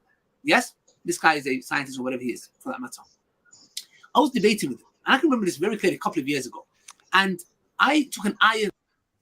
This is the same Phil, I think. Skydive Phil. Yeah. The Cosmic was talking about, right? Yeah. Just to mention it to the audience, basically. The thing is, though, what he said before made me laugh. What he said before made me laugh in that Islamophobes, thought I was going to apologize, but I'm not. Right. I'm not sure. And he thought that people are going to celebrate that he's going to, he has to apologize or something. Right. I'm not sure why. I think we're celebrating right now that this person is confessing to this, right? And it's not because he's apologizing, right? It's because he's confessing. Right. So I don't know why we would celebrate if he apologizes. If he apologizes, in fact, we'll be like, oh no, he's going back on his word, right? The fact that he's sticking to his word and doubling down and saying, actually, no, it has been debunked. That is what worthy of celebration. Right. Totally. Yeah, yeah. Well, anyway, carry on. Yeah. One more thing. Yeah. I think I shouldn't catch that phrase. Maybe some other time we're going to talk about this terminology that's used to call everybody Islamophobes who disagrees with them. It's kind Mm. of like cringeworthy. This term has, it's a little disingenuous term in a sense, at least seems to me. So, but we're going to talk about it some other point as to whether it's really um, uh, a correct description of people who criticize particular religion. But anyways, move on. Let's move Yeah, on. I mean, Yeah. yeah, I mean, Uh, it's uh, it's a sort of Ali, an unfair word. yeah, it's kind of an unfair word. Yeah, definitely, Khali. Yeah, Yeah, I think we'll what we'll do is all three of us will sit down and then maybe talk about this word or a few terminologies that are probably not correct, to be honest. But Just to be fair to Ali Dawah, though, he didn't necessarily say that everybody who disagrees with is an Islamophobe. You know, everybody who disagrees with him no, or the he Quran is just a mentioned Islamophobes yeah. basically. Yeah, He so you never might be referring to a specific group of people that he considers Islamophobic, and until we know who he's pointing or referring to, we can't know exactly what he means by it. Yeah, but that Yeah, kind of seems like an implicit allusion to that. But yeah, you're right. yeah, If yeah. you're doing like proper understanding of his, then we'll be quoting him out of context pretty much. So let's Mm-hmm. forget it for now and move on. Right? Qualified to do, which is give it, it's like doing tafsir. So there was an ayah in the Quran which says that there are 7 heavens. So I was claiming, because of this whole scientific narrative, that this is talking about the ozone layer. Number one, it is haram for me to do that. Why? Because how can I give an understanding to the Quran, the ayah, with no qualifications? And who has ever said that this is the ozone layer? All right. First point I want to make. I think I'm ready to make. Right. So 7 layers are not ozone layers. These are Yeah. layers, atmospheric layers, basically, and they are not 7. First of all, there's a you know scientists have a certain reason to divide them into certain layers because each layer has a particular function in a sense, basically, and that's how they divide. But these are 7 layers, and they all have a very different name to them, and they have a very different function to what they perform, basically. I mean, right? You have troposphere, which is like the first layer of atmosphere, then you have stratosphere, and you have the mesosphere, and so on and so forth, right? But each one has a different thing. And you have the second layer, which is the stratosphere, is what contains Mhm. the ozone layer, basically. I just wanted to point out this factoid in a sense. But Yeah, yeah. Then I was having a debate with this atheist guy and trying to tell him that there's 7 ozone layers. And he was saying to me, no, my friend. again, so 7 ozone layers. So I'm pretty darn sure. When I first heard that him saying ozone layer, I thought maybe that was a misspoken thing. But then when I heard it for the second time, I realized that his understanding of science is pretty abysmal, to be Yeah. honest. Well, There and are history, and 6 ozone history, because the 7 heavens and so on is in complete reference to something else historically, right? Um, if I recall, you might be able to bring something up on this. I think the 7 heavens. What was it referring to? Was it referring Yeah, to? so the Um, 7 heavens. I'll yeah. explain what are 7 heavens, right? For the Yes. uninitiated in this field, I'm Go pretty for it. sure a lot of people know about what 7 heavens are. And this is Mhm. historically, we have 7 days in a week, and they come from Sunday, Monday, Tuesday, Wednesday, Thursday, Friday, Saturday, right? And so Sunday is for sun, Monday is for moon, Tuesday is for Mars, and so on and so forth, right? Mhm. Wednesday is for Mercury, and then so these are the 7 bodies that were visible in the night sky that move differently. So hear my words properly, whoever is listening to it. These bodies, these heavenly bodies, and heavenly is in quotes, by the way, inverted quotes. These heavenly bodies move differently to all the other stars in the night sky. So people from the ancient times, probably even the times of Eratosthenes, I'm probably not pronouncing his name correctly, but Eratosthenes, they were able to see Yeah. these things they were able to formulate that, okay, these Exactly. Exactly. bodies, they are moving into seven different spheres. And that's where this concept of seven. And if you look at all the major religions, they have something or the other to do with number seven. I mean, if you go Yeah. around Kaaba, how many rounds do you make, right? Mm-hmm. If you Mm-hmm. are a Jew, in marriages, how many circumambulations you make around the husband or the groom, right? Mm-hmm. Even in Hindu marriages, you see that seven. So this number seven props up pretty frequently in all the religions of the olden times and the currently present major religions, pretty much. And where they get these numbers from? They looked up at the There is sky. This Saat was Janam as well, right? sorry, carry. Saat Janam, Right, right. Sa- Saat Sa- Janam, Saat Janam what as was well, right? The Mahathir? seven. Yes, seven births, right? Seven births is also a Hindu practice, basically. Mm-hmm. I Yeah, something like that, or seven different what do you call, reincarnations, probably. I think, right? I'm not quite sure about it. Seven reincarnations or 100 reincarnations. Probably there is a difference between those two, but yeah, I mean, you see this number seven prop up in so many different religious ideologies of the ancient times and of the currently surviving religions as well. So this is pretty. If you lived in around that time, I think Khayali, we talked about this earlier in one of the streams, not our stream, but somebody else's stream, right? That we talked about how night sky is so clear if you go out of the towns, basically, urban areas. If you move out of urban areas Right. and high altitude areas, you see a crystal clear picture of the night sky, of the stars, and then these seven different heavenly bodies seem to be really bright and move really different. So that's where this seven layers of the heaven comes from, right? Anybody and wants and to add? and particularly during the time when there was quite less pollution. So if we go back, let's say 100 years back or 200 years back, then the sky would be quite clear. I think in every place on the planet. So I mean, Exactly, everyone could Kayali. I see mean, those or, that or kind of sky. yeah, you didn't have pollution through vehicles, basically vehicular pollution, and you didn't have light pollution. So two very major factors you are mentioning. Exactly. Please, sorry, go ahead. Mm-hmm. Who are you giving the sorry to? Yeah, go ahead, Madan. You want to add something to it, or shall I move on with the? No, no. What I'll do is I'll put that again into the two theories that are posited.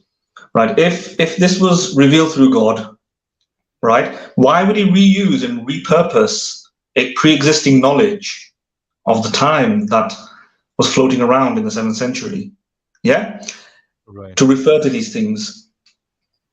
So is this better predicted on the theory of man, or is this better predicted on the theory of God? Well, if God wanted to talk about the ozone layer, let's say in this case, or something else, he could have meticulously detailed this with different words, right? But Right. if it was created by man, then that's exactly what we expect.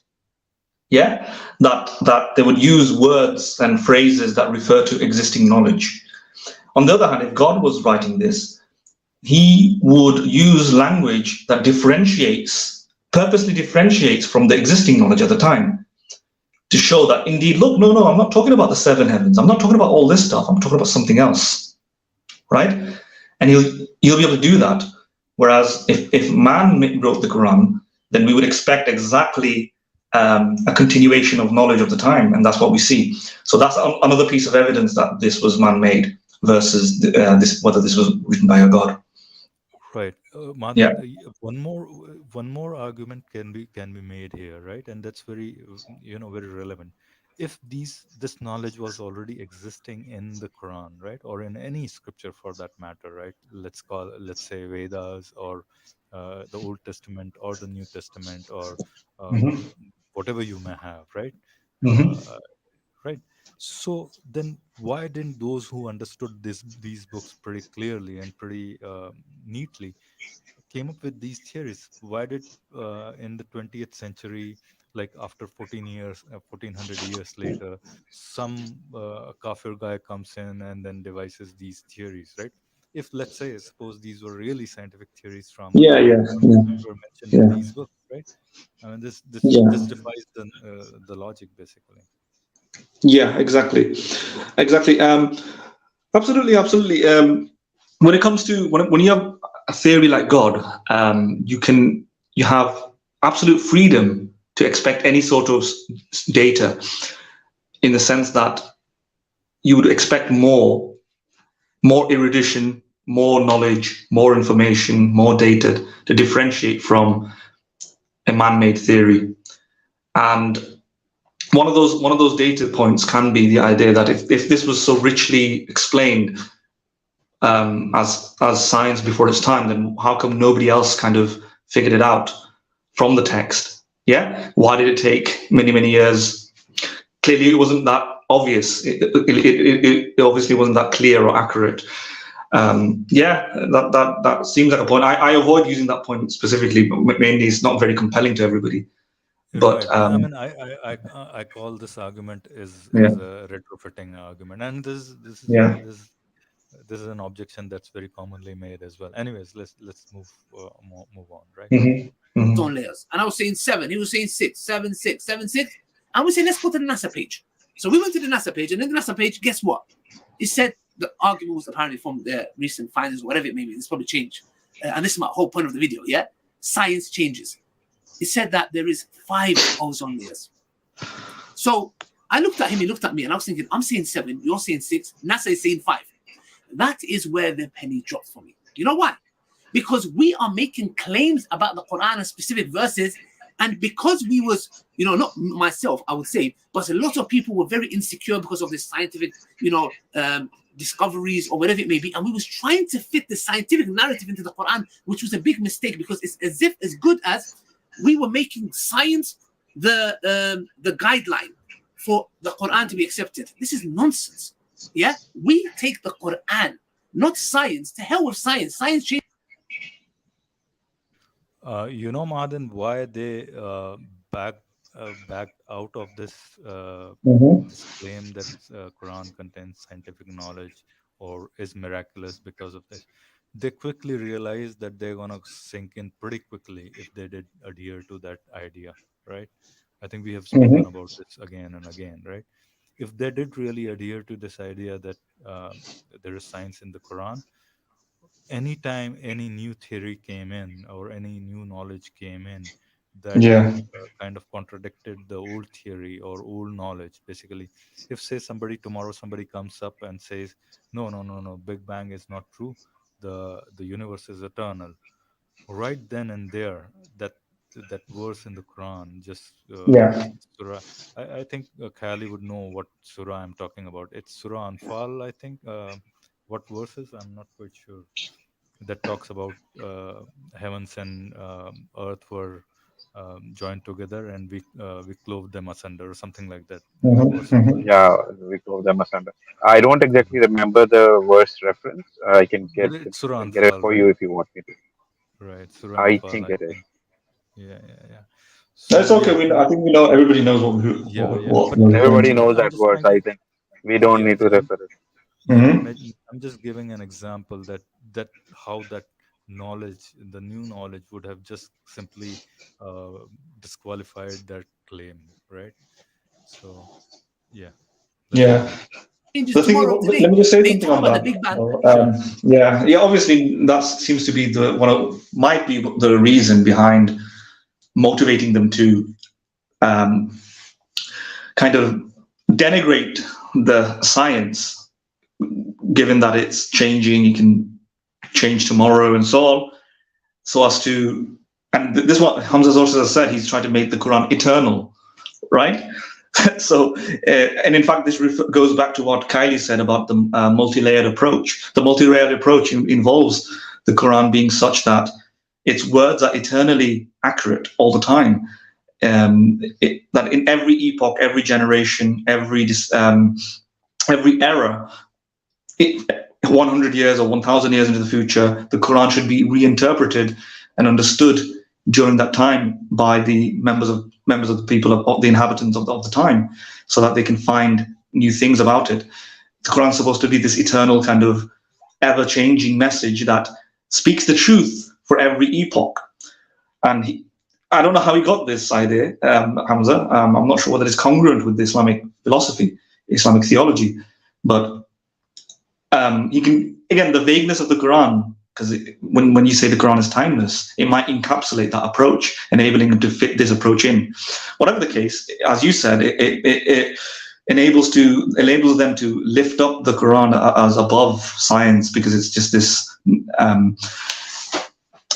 everlasting book that cannot be contradicted. If the ever contradiction does arise, what do they say? They say the science is wrong, the Quran has not been contradicted. The Quran is, you can't falsify the Quran, and by the way, a new movement has started around the world.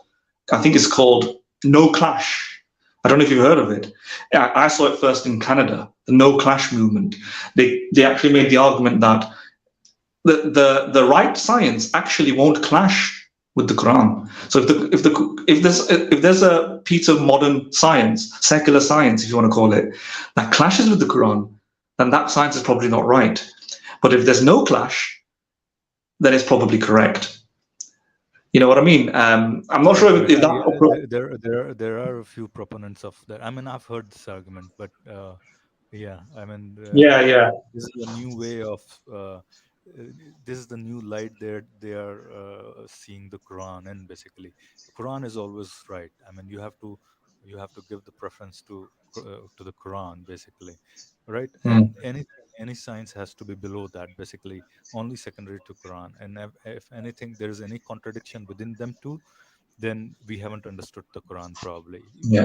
They might assume that science is still right, but there's no contradiction within the Quran and the science, basically. Yeah, but that lens and methodology actually contradicts what Hamza Zorsis is saying, because Hamza Zorsis is saying that science can change, right? So if the science fits the Quran, because science can change, and we have to be consistent, then we can't actually say that the science is correct.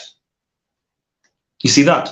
Because it might not be correct. It might just be a coincidence that it matches the descriptions in the Quran. Right. So how do you authenticate the science then? Through the Quran?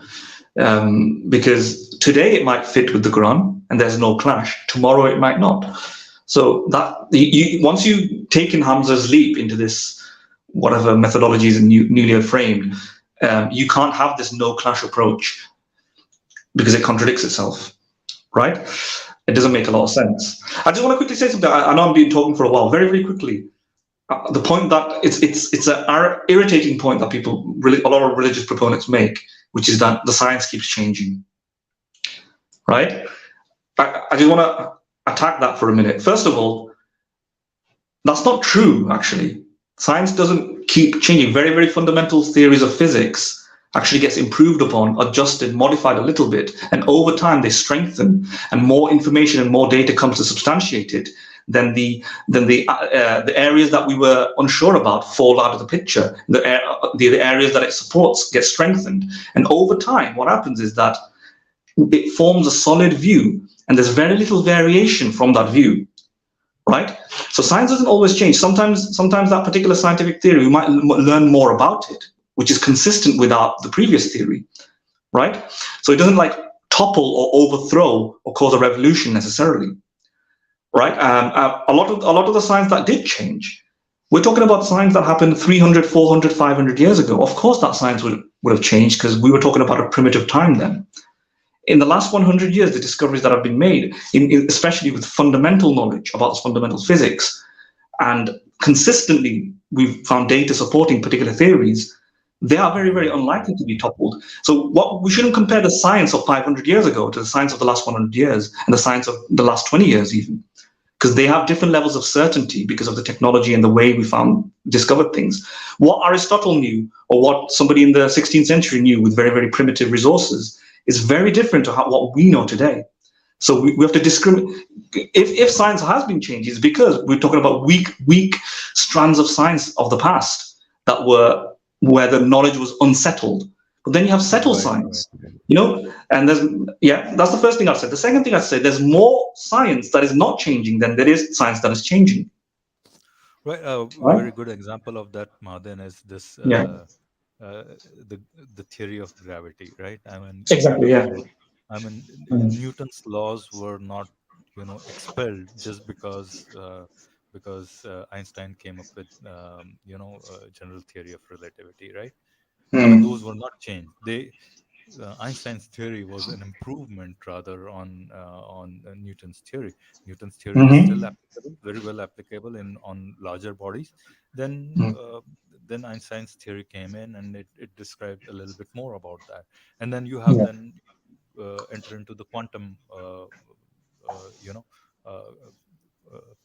quantum description of Quantum world. matter, Yeah. right? In the quantum world, basically. Yeah. So then you have a description of the quantum world in a very different manner, and then we're still trying to reconcile the quantum world with the larger world, basically. But then that description doesn't change. None of these theories have been abandoned as such.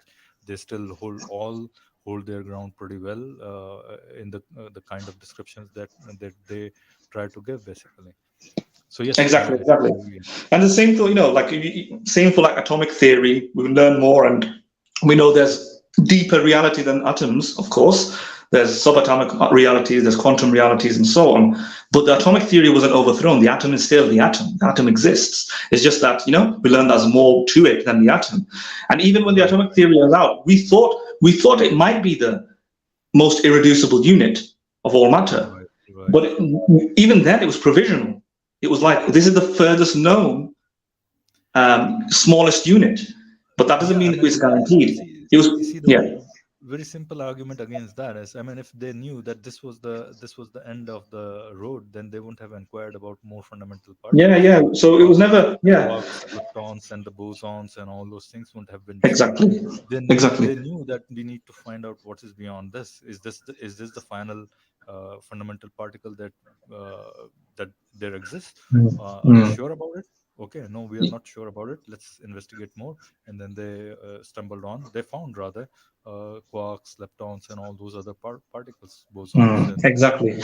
I just want to highlight though, like what Ali Dawah and other people create the impression that science is changing in the same sense that people change their clothes or something, or every 50 years everything gets refreshed and renewed. Absolutely not.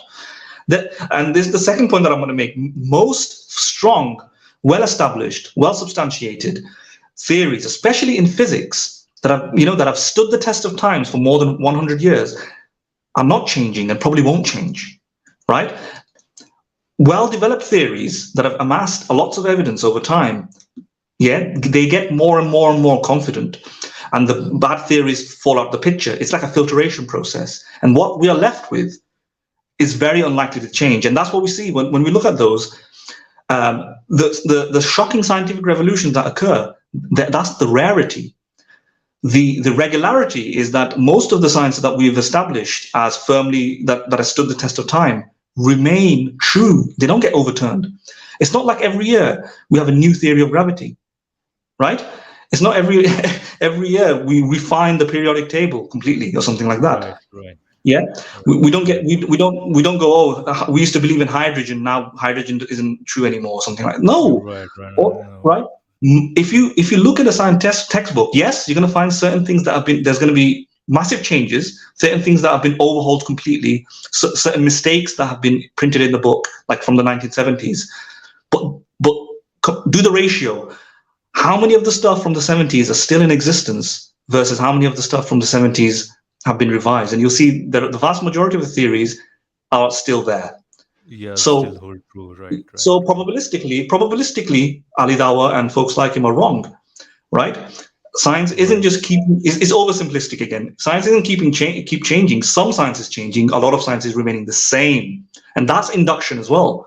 If induction shows science can change, induction also shows science doesn't change, which is also a pattern that you need to look at.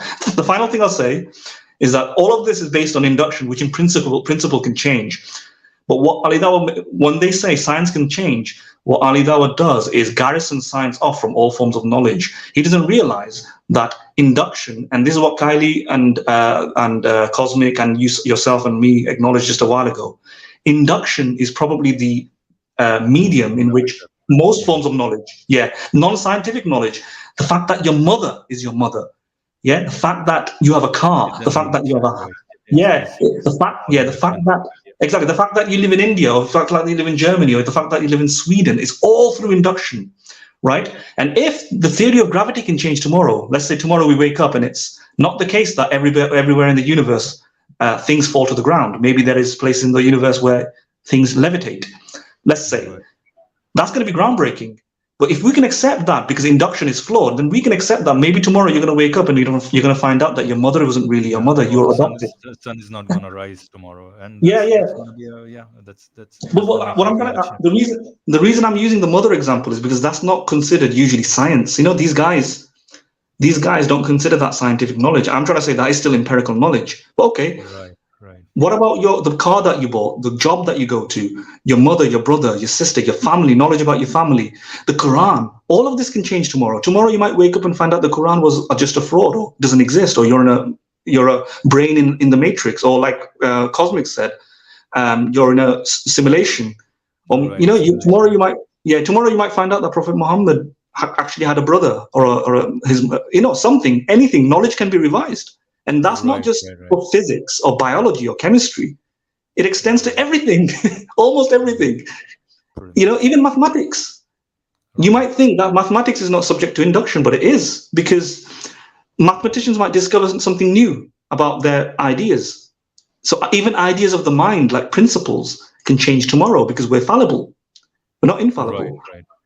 So if Ali Dawah's idea is that in principle, in theory, things can change, then he has to say then everything can change, and therefore even his Quran can change. And then why is he putting science on this special level of deficiency when this deficiency affects everything, including his Islam?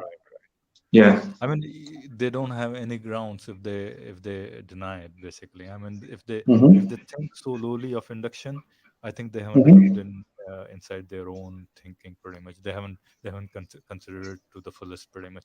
Khayali, you want to add something to it? You haven't spoken in a long time, so if you have any pressing points, please. No, I think you guys can continue. I'm having my dinner. Okay, all right. Carry on. Okay, we'll move forward, Mahadan, then. Yeah. Now there's new studies or whatever, new findings that there was no Big Bang. So my point is what? You cannot come and say this verse here is a scientific miracle, is a scientific fact. Why? Not because the Quran is wrong, because science changes, number one. Number two, who told you that verse in the Quran is talking about what you're ascribing to it? Simple as that. So that's why I repeat it one more. So this is the problem, right? I mean, this is exactly what we talked about in length, right? Yeah. But this is the nature of that problem. I mean, if you can't make any sense of that verse, then why does that verse exist there, right? I mean, and if you are claiming that it's a scientific miracle, whoever is, right, you redacted that claim, and that's probably good because you realize you were gonna get trashed on it pretty much. Basically, anybody, if you made that claim and if science changed, you would have been proven wrong pretty much. So it was a smart move probably on their side that they changed this thinking in a sense, right? But then again, somebody might ask that question, why is it still there? I mean, if you just can't understand, somebody might come and say, let me be Madan, a devil's advocate here, that this is something that you don't understand now, but maybe 500 years later or 500 years from now, somebody might come and understand it probably. That kind of an argument could be made, right? What do you think of that kind of an argument? No, because we use induction to judge knowledge based on what we know today. If you're going to make that argument based on the changing nature of induction, then we can't have any knowledge about anything, because tomorrow we might learn something new. So, for example, today you know that your mother is your mother. Now, the principle of induction means that knowledge can be debunked tomorrow. You might learn, for example, it was all a hoax. Yeah, you were actually adopted, and guess what? This happens in real life. This is more likely to occur than the gravity or evolution being reversed. Why? Because every year people find out that they're orphans, they were orphans or they're adoptees or etc. Every year it happens. So tomorrow you can find out that you were adopted. Now, someone might acknowledge that. But here's the thing, if it's the case that every time the Quran says something that is not compatible with science, we have to say that maybe in the future we will know it'll be correct, because induction can change, then we have to say that we can't conclude today also other inductive knowledge, like my mother is my mother, I am, I went to law school, that the gravity is the most prominent theory. We have to all suspend all that knowledge as well and wait for the final future knowledge to come along. We don't do that. What we do is the best knowledge today, the most up-to-date knowledge today, that's verified and strong, that's withstood the test of time, that has good evidence around it, is the best knowledge we have today. When we learn new information tomorrow, that's when we revise our knowledge. That's how science works. Otherwise, we would just sit around here going, look, induction can mean we'll have new data. Therefore, any data that we have today is never going to be enough. We can't conclude anything.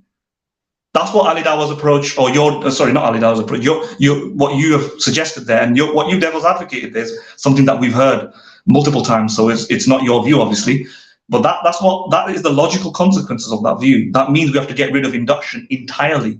No inductive knowledge would be satisfactory today about anything, because it might be falsified tomorrow, and therefore we have to wait. Right, exactly. Yeah, let's move on. Let's try to just quickly, just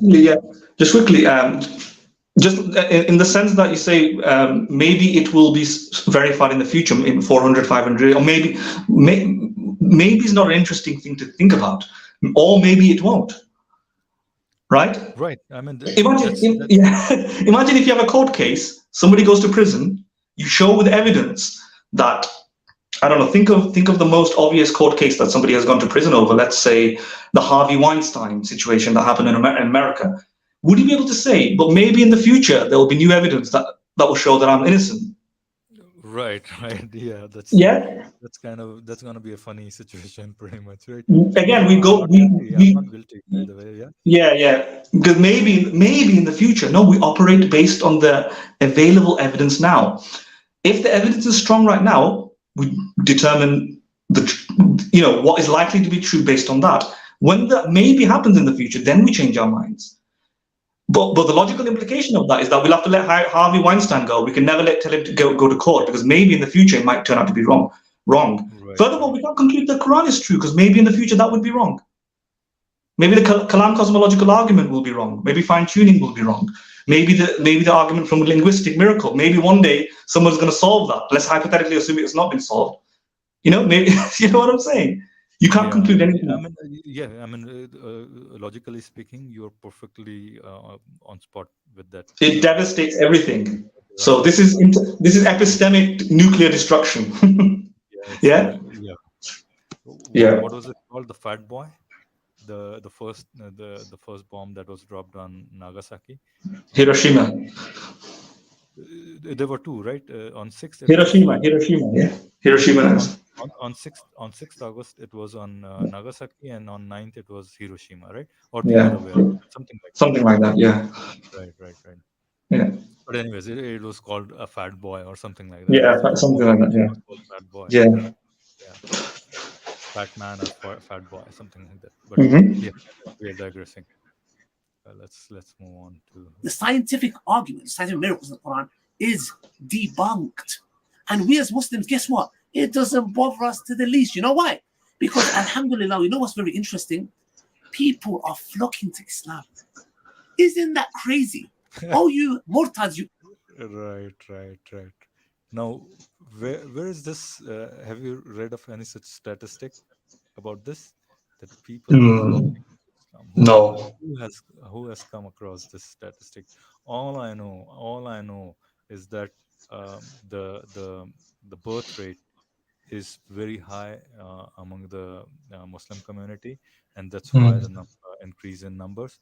And from what my understanding of the statistics is, it's somewhere around probably 2.4 to 2.5 within the whole Islamic world, and very low among the Europeans, and even the Hindus of India, or Hindus across the world, probably have a very low birth rate, basically. So Yeah. this is an argument. I don't know where he's pulling this statistic from. From what I know, and all I know is that there are more people leaving Islam and religion in general. Uh, Recently, I read a statistic about Iran, and it was a recent survey that took place sometime in 2019 or so. And the survey said, the survey's conclusion, and I'm saying broad, in the broad numbers and broad statistic, is that roughly 60% of Iran's population was out of the fold of religion. That is 60. Mm. Huge, huge number, by the way, right? Yeah. That's I've never very. seen any. Yeah, I've not seen any evidence of any massive influx of reversions or conversions. No, nothing like that. If there is any statistical data suggesting that, then he needs to compare it to the. You can't just look at the income levels. You need to look at the expenditure as well. So you need to look Right, at how many people are coming in versus how many people are going out. right. And I don't think we have any good evidence statistics either way. I mean, either way, I think in America, like 20% of American Muslims, they abandon the faith or something. I don't know 24, where that's. 24. I Yeah, heard from one of the yeah, muftis, one of the imams or muftis. I don't know who was. yeah. He was giving a sermon, and he was talking about that, basically. Exactly. So that's like a quarter of Muslims leave, and that's just open, maybe public apostasy, perhaps, I don't know, or confessions. You've got to think about the stigma and the pressures and social pressures that are involved, and those who don't openly disseminate the fact that they've left Islam, and especially in. All right, Madan has dropped out. Madan, you need to get back. Khayali, you are still there, right? You're done with your dinner. If not, then please finish your dinner. If you're done and want to add something, please do. Yeah, I'm almost done. All But right, all right. yeah, I'm Go here. ahead and I'm finish listening your to you dinner, guys. and then we'll get back. Yeah, a lot of these kind of statistics. I think one very interesting statistic was that there's a just wanted to clarify one statistic that people are confused about, right? What is that equilibrium state where the human population remains stable at a certain number? Say right now, let's suppose there are 8 billion people on the planet Earth, right?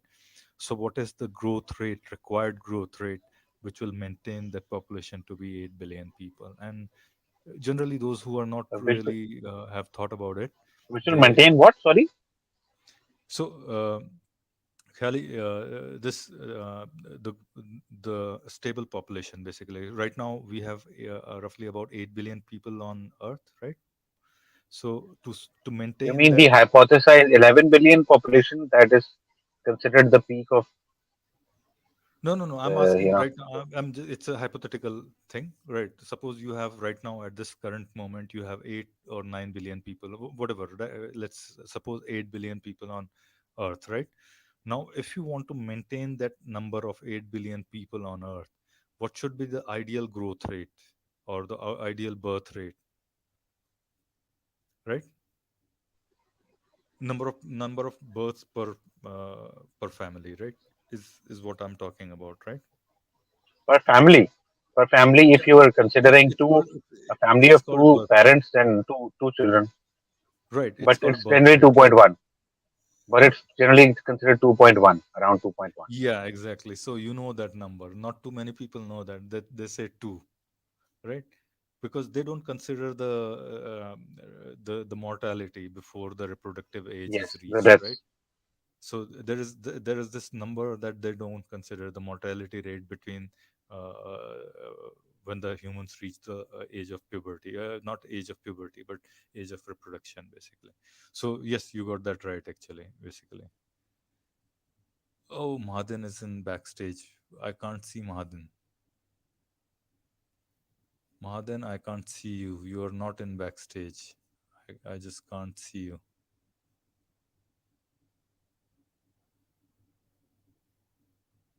All right. So yeah, that's one of the one statistic.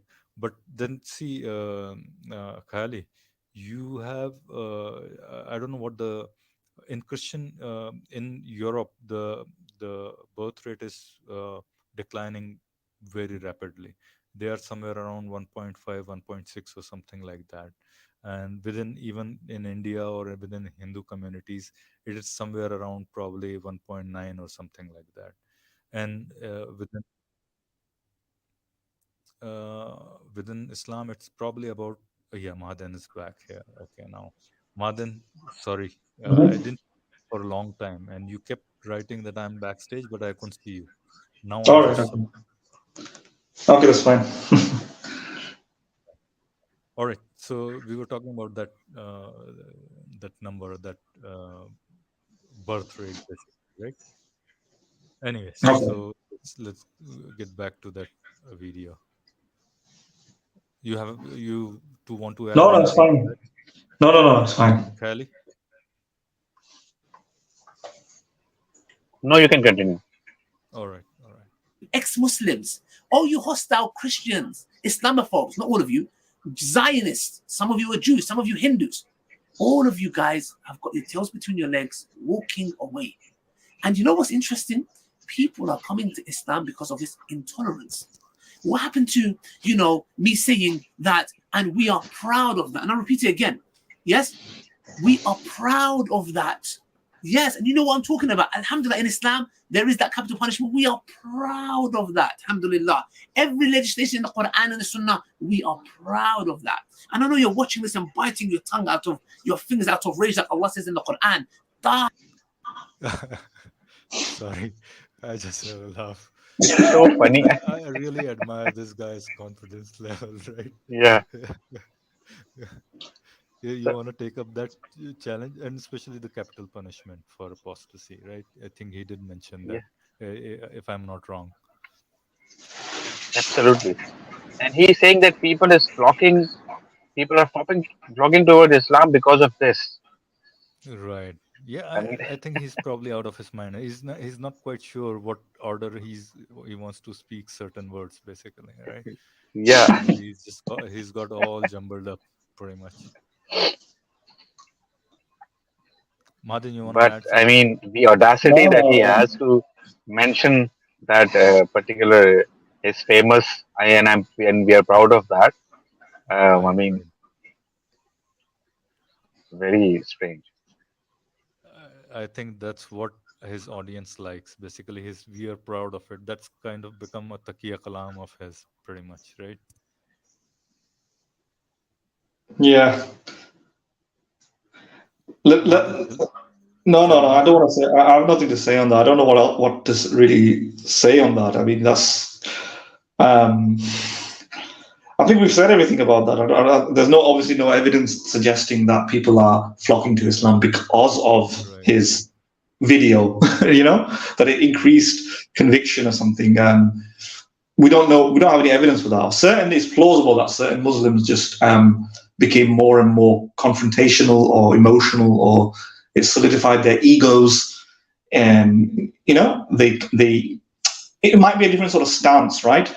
If you can't, maybe prior to this sort of bombastic, fierce, um, stand by my faith type of mentality, there was a bit of shakiness in the sense that they felt like they needed to apologize in favor of having all these controversial precepts like apostasy penalties, and they felt like they always had to kind of give lip service to the liberal bandwagon to explain why apostasy is like treason, and try and water it down and look for a progressive interpretation. It could be that, for example, him and hijab and so on, taking a more and Daniel Hakikachu taking a very bombastic tone where they just say nope, we are proud of our religious belief like this. It does not need to conform to modern day liberal 101 values and norms. We are proud that we're going to kill everybody. We're proud of child marriage. We're proud of stoning. We are proud that we have discriminatory tax laws. We are proud of slavery. We are proud that we rape the Yeah, woman that we touch. You know? this is slowly becoming a norm, basically, around Yeah. across, across the world, pretty much. That we are like this. We don't believe in liberal values. Our Mm-hmm. l- our our Shariat is better. Our laws are better, and we're gonna rule the world. This is what the thinking has started to. So it's like it's kind of becoming a bifurcation. There's no middle ground. So the slowly, and this is a personal subjective opinion, probably you might not agree with it. Slowly the chasm between the fundamentalists and the liberals is becoming Mm-hmm. wider and wider. The Mm-hmm. moderates are siding with one side or the other, pretty much. Slowly, that's my Mm-hmm. feeling, but I don't have a hardcore statistic about that, but that's how what I'm feeling is happening due to these guys, and pretty much the even the ex-Muslims that are coming out now, right? So people are Yeah. siding one way or the other, pretty much. Yeah, yeah, yeah. So yeah, so I don't know how to necessarily engage with that sort of mentality. Obviously, you can be proud of what you want, but I don't. I think a lot of these people like Hakikachu and so on. I mean, if you listen to his reasons for why he believes in God, it's absolutely hilarious, absolutely devastatingly bad, right? I Um, haven't come across his arguments. Is there I something I mean, might have to look into yeah, his stuff argument? like, let me give you an example. Let me give you like one, and he's only got like a few. One is that not everything needs to be proven. Simple as that. Like even liberals and atheists believe things on faith, like the principle of induction, or that our senses correspond to an actual reality, right? So given that those things don't need to be proven, therefore his religious belief doesn't need to be proven. I It's think so. So this is fun. I mean, if I understand it correctly, this is a stance that a lot of these muftis and these apologists have started to take now, mm, and I think some of it's them, something like the Fitra argument. Sorry for yeah, yeah, one of yeah. them, yeah, it's a fitra argument. I think, yeah, you're right, Mm. Khali. It's They, perfectly they fine. yeah they kind of borrow from somebody called Alvin Platinga. It's the properly basic beliefs, right? Where you don't need evidence, but you just need rational warrant. It's a basic belief, and somebody like Hamza Zorsas has talked about, like, as Kylie just mentioned about fitra. It's talked about, referred to alleged empirical studies. They're not necessarily that well grounded at all. I've looked into it. That there's a innate belief when you're born in God. Yeah, they've kind of made arguments like that. Daniel Hakikachu, however, doesn't refer to anything like that. I think it's similar to the fitra argument, but he just says he doesn't need any evidence because not everything can be evidence. And it kind of strikes me as shocking that he erects above that all of these serious, devastating political ideologies of capturing and killing and slaughtering and conquering the world based on a foundation that is like, I don't need evidence. Yeah, It I kind of think baffles me. Yeah. there is a fundamental flaw in that fitra argument, right? Let's suppose you believe in something based on your fitra.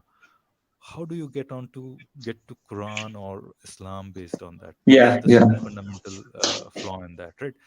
You have a Exactly. fitra. You can believe in certain airy fairy god or whatever, supreme being or something like that. But from that to arrive at Islam is like a big leap in my eyes.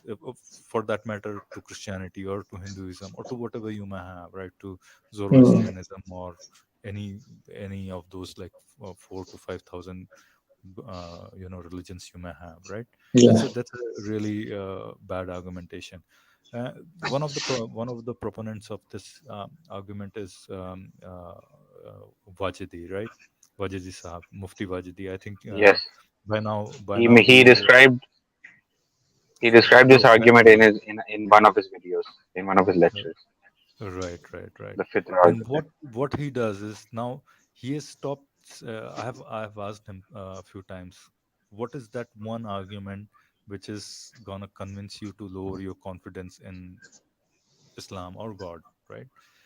because you give so many different arguments. When I have spoken to him, he said we are our apologists or our scholars, and he was talking about Al-Ghazali, basically, who's the foremost proponent of Kalam cosmological argument.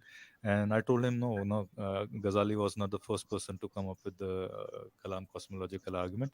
Basically, it was Al-Kindi who brought in that Kalam cosmological argument. But anyways, I was trying to make him that point, and he said, we believe in KCA. We bring two main philosophical arguments that are attributed to Al-Ghazali, and one is KCA, and the other is contingency argument.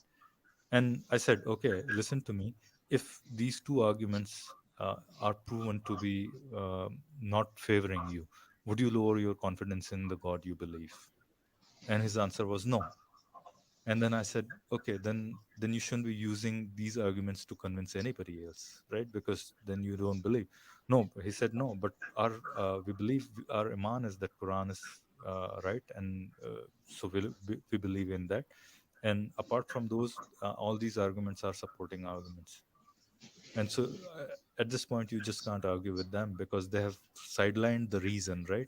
Basically, once you don't have once you can't engage with somebody with reason, you just can't show them anything that they're right or wrong. Basically, at least that's how I think.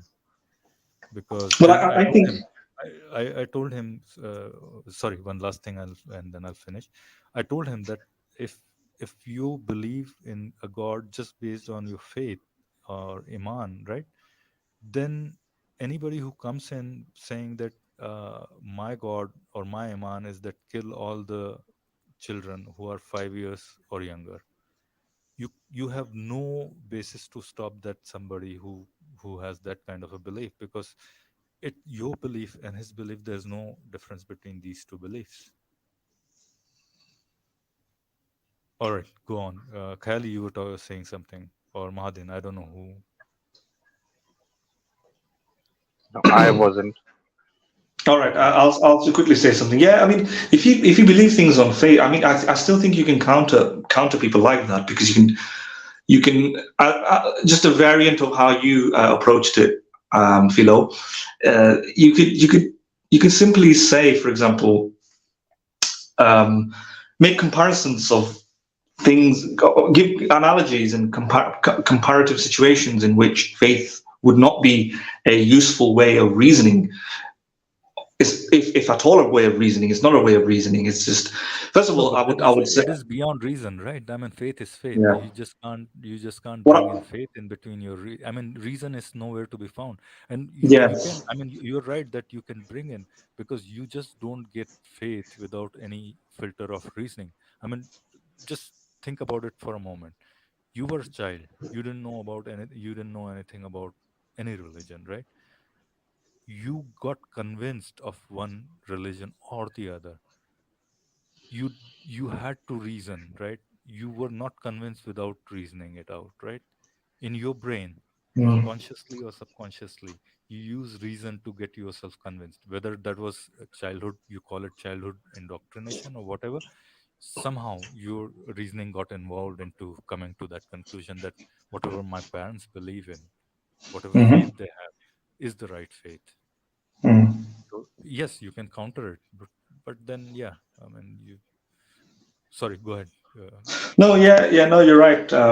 Well, it's very hard to find out what people mean by faith, because some people use that flowery term faith, but what they mean is a hodgepodge of a mixture of some evidence, and then gaps. When there are gaps in that evidence, they fill it in with feelings and faith, if you know what I mean. So they appeal to some evidence, and then when that evidence becomes shaky, they re-appeal to faith. It's like this kind of this hybrid usage of evidence together with emotion, and some people use faith in a completely different way. They mean trust, and when you ask them why do you trust the book, they will give evidence or things that can, at least in principle, be evidence.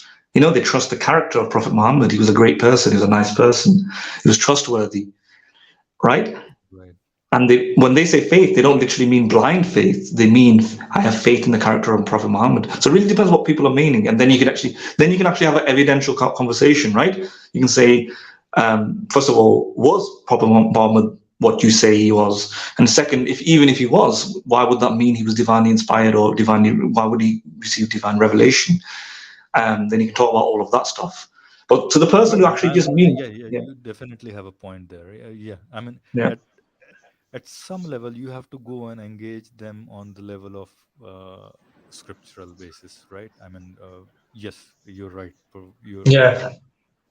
Yeah, but a lot to the person who has like a flurry of emotions, irrational, non-cognitive, hard to inspect, hard to detect, just incoherent emotions, in which even if God himself came down, he or she would not believe. And God himself comes down and says the Quran is not true. Muhammad is not the real final revelation. He or she will believe it. Yeah, he or she will still think Islam is the final word. That person, how do you convince him? And you might think this guy is just off. I think for that guy, if he's resting on emotion, maybe you can also talk to him through emotion as well, and talk about the emotional implications of just blindly believing things. Maybe give him analogies like, for example, I sometimes talk to people like this, where people imagine if somebody knocked on your door, and somebody knocked on your door and said, you sign this piece of paper and I'll give you $1 million or something. Or something like that. This piece of paper will sell your house to me, and tomorrow I will give you $1 million. And you don't know anything about this person, and he says, well, it's a test. You have to have faith in me. Right? Would you put your faith in this strange anonymous salesman who is asking to sell, asking to take your house off you, take your possessions off you, in transfer of $1 million tomorrow? You don't even know this guy, and that person might. So the level of trust is built generation upon generation. So there's a layer of there's a difference here, right? Because your parents believe in it, right? So you have that. No. What I'm saying is, trust, right? What I'm saying with this particular analogy, they would be forced to admit that there is. I think it's trust. The trust links back to some evidence, right? And that's what we're trying to say. That it's not about faith. So either something is about evidence or something is about faith. And faith. Trust here is driven by emotions, right? A strong emotion of your familial and societal bonding, right? That's the key part here, right? You understand that's huge impact of that trust, right? Of the familial and the societal bonding, right? Which can't be equated with any other kind of a trust. Maybe a person coming and talking about selling is right. At least that's how I think. No, but that's the whole point of the salesman analogy. The salesman analogies get them to concede that this would be the administration of faith in this situation would be wrong. Then you can give other analogies where, for example, would you put faith in very similar situations, like in your job, in your school, and in none of those situations you're going to rely upon faith. And then it comes down to why you're relying upon faith in this other situation.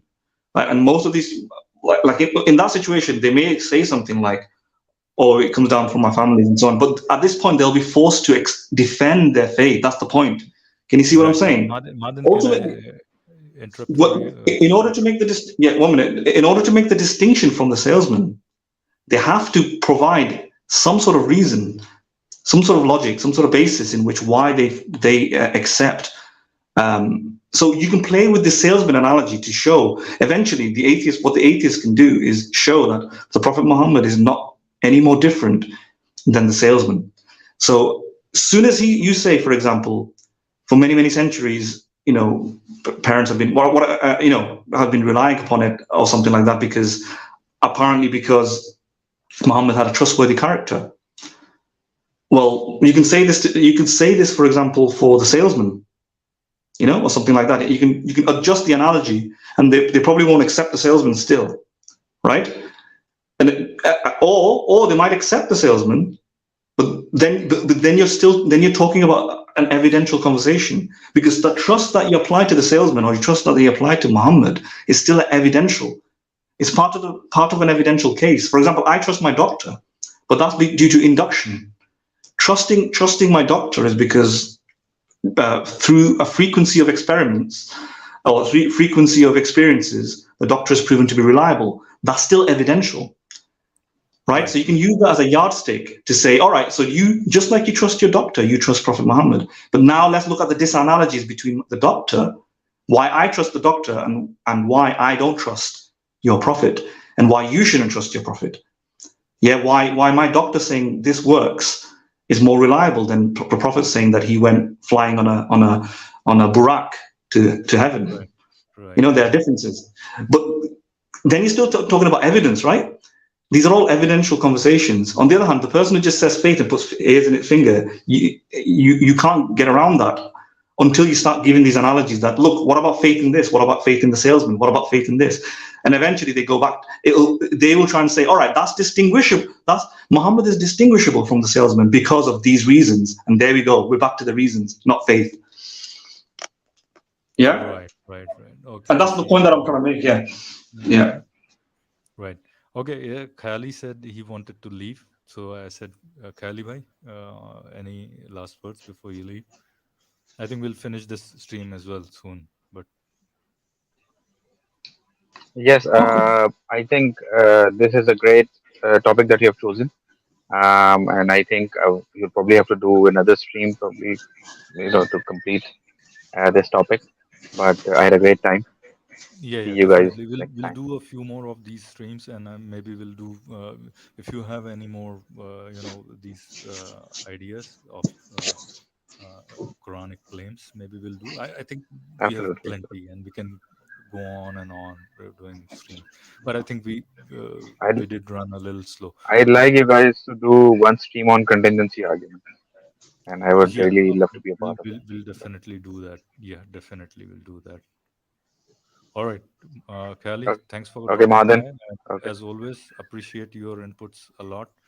Your thoughts, we do appreciate a lot. So next stream, see you in the next stream, right? Sure, yeah. See you later, Thank Kylie. you, Philo. Bye-bye. Bye-bye. All right. Thank you, Madan. Thank you, Philo. Bye-bye. Yeah. All right, Madan. So let's run it and try to finish in. Yeah, let it go. Let it go till the end now. Yeah. Let's finish it in like. In your rage, millions and thousands of people are coming to Islam. Alhamdulillah. What happened to all your arguments of Islam mistreats women? Islam says this punishment for ex-Muslims. Islam says da da da. Oh, look how bad it is. People are still flocking to Islam. Alhamdulillah Rabbil Alameen. It's as simple as that. And we praise our Lord. Like Allah subhanahu wa ta'ala said, when people are coming in multitudes to Islam, Alhamdulillah, we praise. All your efforts that you did for 10 years, it's all gone in the bin, not even the recycle bin. You can't even recycle it. It's gone to the waste, like poo. It's gone. Khalas. People are flocking to Islam. So we've seen arguments that it is debunked. And guess what? We don't even need it. It's like we don't even need it. Alhamdulillah. Right. So an example and Let's listen to that again. Let's listen to that again. Let's It's like poo. Not even the recycle bin. You can't even recycle it. It's called Alhamdulillah Rabbil Alameen. It's as simple as that. And we praise our Lord. Like Allah subhanahu wa ta'ala said, when people are coming in multitudes to Islam, Alhamdulillah, we praise. All your efforts that you did for 10 years, it's all gone in the bin, not even the recycle bin. You can't even recycle it. It's gone to the waste, like poo. It's gone. Khalas. People are flocking to Islam. So we see miracles debunked. It is debunked. And guess what? We don't even need it. We don't even need it. Alhamdulillah. So an example and nasiyah to give to all of you guys, alhamdulillah, is very simple. You do not read into the Qur'an. Is it what he's saying? That's what I heard. He's saying poop. That's what I thought, but it might be saying poof, as in, like poof, like really quickly disappears. Right. Poof. Yeah. I don't know. Maybe. Or it might be, he might be saying poof. Right, funny. We do not make that mistake by reading, and this verse means that. Now, is there certain facts, for example, when Allah subhanahu wa ta'ala talks about the depths of the ocean, where if you put your hand up, there are layers and layers of darkness, we can say, wow, That is very interesting, because now recent discoveries do show that. So I'm not saying totally you can't use it, but I'm saying to use science as a yardstick, this is wrong. The Qur'an is our yardstick. We don't say, because the science changes. One day it says this, next day it says that. It's as simple as.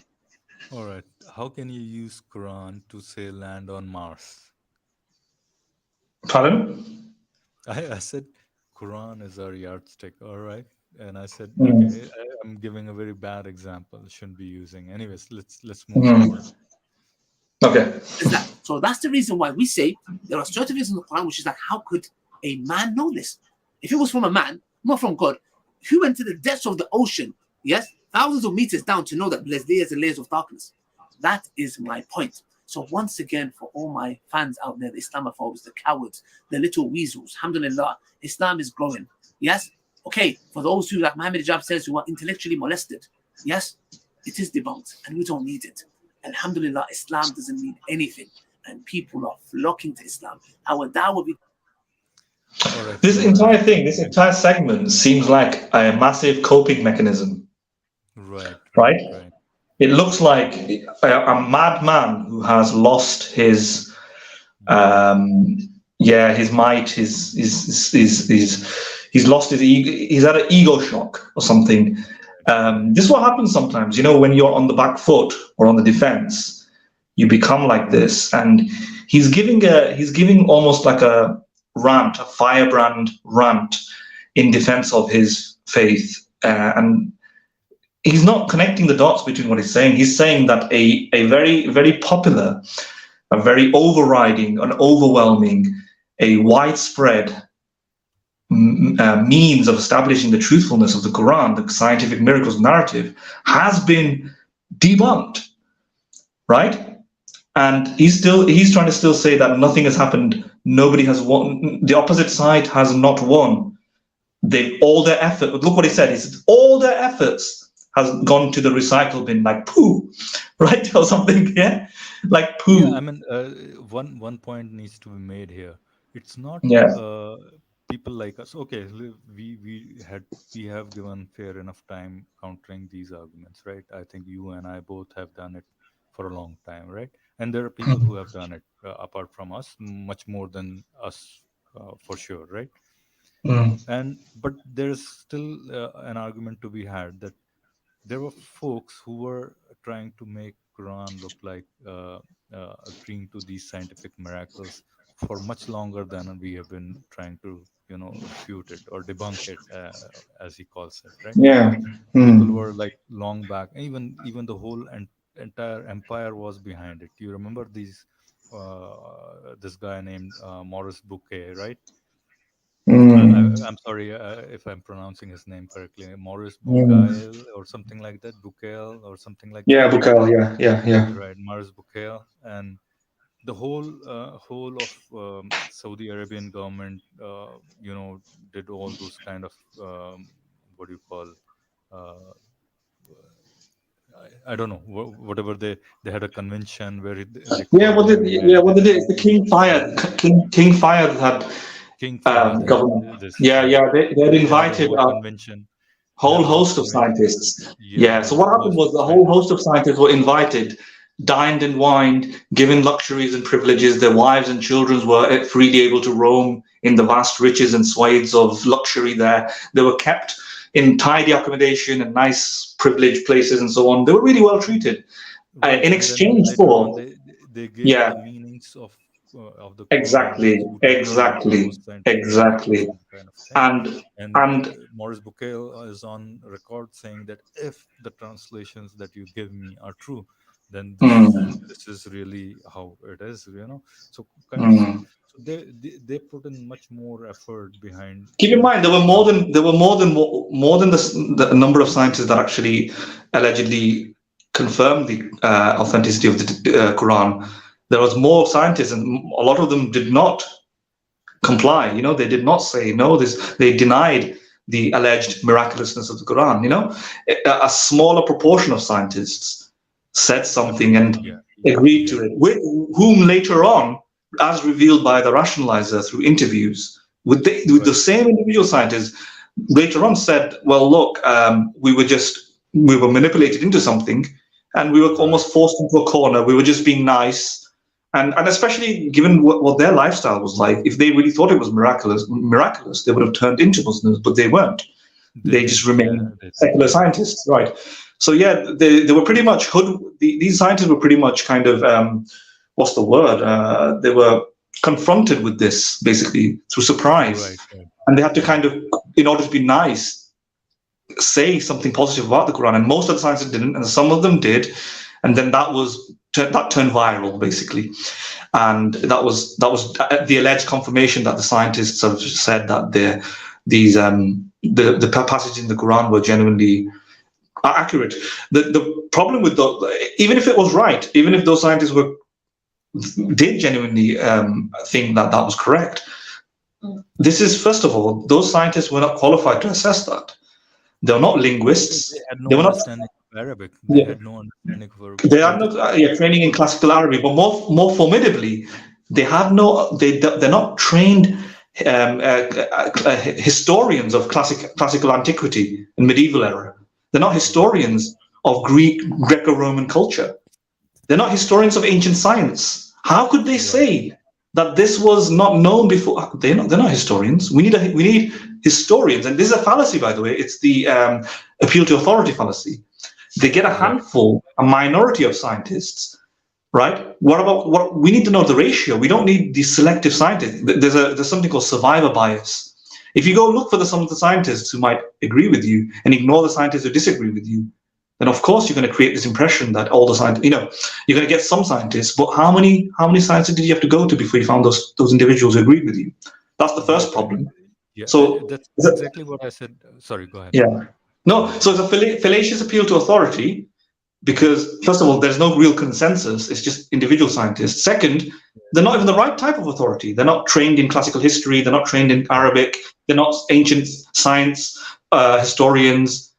Yeah, so those points. And then eventually, these non-experts eventually in the future came out and turned around and said, this never actually happened in this way. We were manipulated and so on. So Ali Dawah is saying that nothing has gone wrong. They didn't win. What are you talking about? That all their work goes into the recycle bin. If all of this stuff didn't happen, you won't be here talking right now, confessing to us that the scientific miracles has been debunked, because Hamza Zorsis had to change his mind based on our contributions, the atheist contributions. Right. So what are you talking about recycle bin? You're in the recycle bin. Ali Dawah, you're in the recycle bin right now. Had it not been for people like us, they would still carry down that dishonest practice of claiming that miraculous nature of Quran. Exactly. Yeah, sorry, I went on a rant, but yeah, you want to No, just backing up your points basically, and bolstering the points you made. And one more thing, that the way to verify these kind of claims, especially the miraculous nature of not just Quran but any other scripture. One thing is, did it historically? Do you have any evidence that knowledge didn't exist beforehand? Are the meanings taken exactly the same that are there, or is there vagueness about them? And two, does it meet with the scientific knowledge of today? If these three conditions are met, then you have some kind of a claim, at least, right? Then you need to show why having foreknowledge necessarily implies that divine revelation, and why Democritus, for example, shouldn't also be a prophet of Greek culture or something. Exactly. Yeah, if Democritus can know innovative, new, revolutionary ideas for his time, and we don't call him a prophet, then maybe human beings can know these things sometimes through human ingenuity. Maybe it wasn't just necessarily the Prophet Muhammad then, but thinkers and intellectuals of the time that he may have got the knowledge from. So that could be also an adequate explanation. You don't need to appeal to divine revelation. But even then, if you suspend that and you say you have to explain it via an external source, how do we know it was a omnipotent, omniscient God? You don't get anything from that. In fact, the science that was revealed, it wasn't like infinite knowledge was revealed. Right? It was limited knowledge. So which is what? Proportional to, why would that be proportional? Why would that be only available from an all-powerful being. It doesn't make any sense, right? And not a limited being. Right. So that's a non sequitur as well to conclude that a divine revelation. You know, by the way, I came out with a couple of years ago when I was debating with somebody. Somebody said that the author of the Quran is probably more knowledgeable, though. Basically, I made this the same objection that I'm making right now, that we can't tell the attributes of the being. Then, right? Hypothetically assuming that this knowledge had to come from an external source beyond humans, we can't tell whether it's omniscient, omnipotent, omnibenevolent. Why should I assume that this? And he said it's because it's most likely the case that this being is a science expert compared to humans.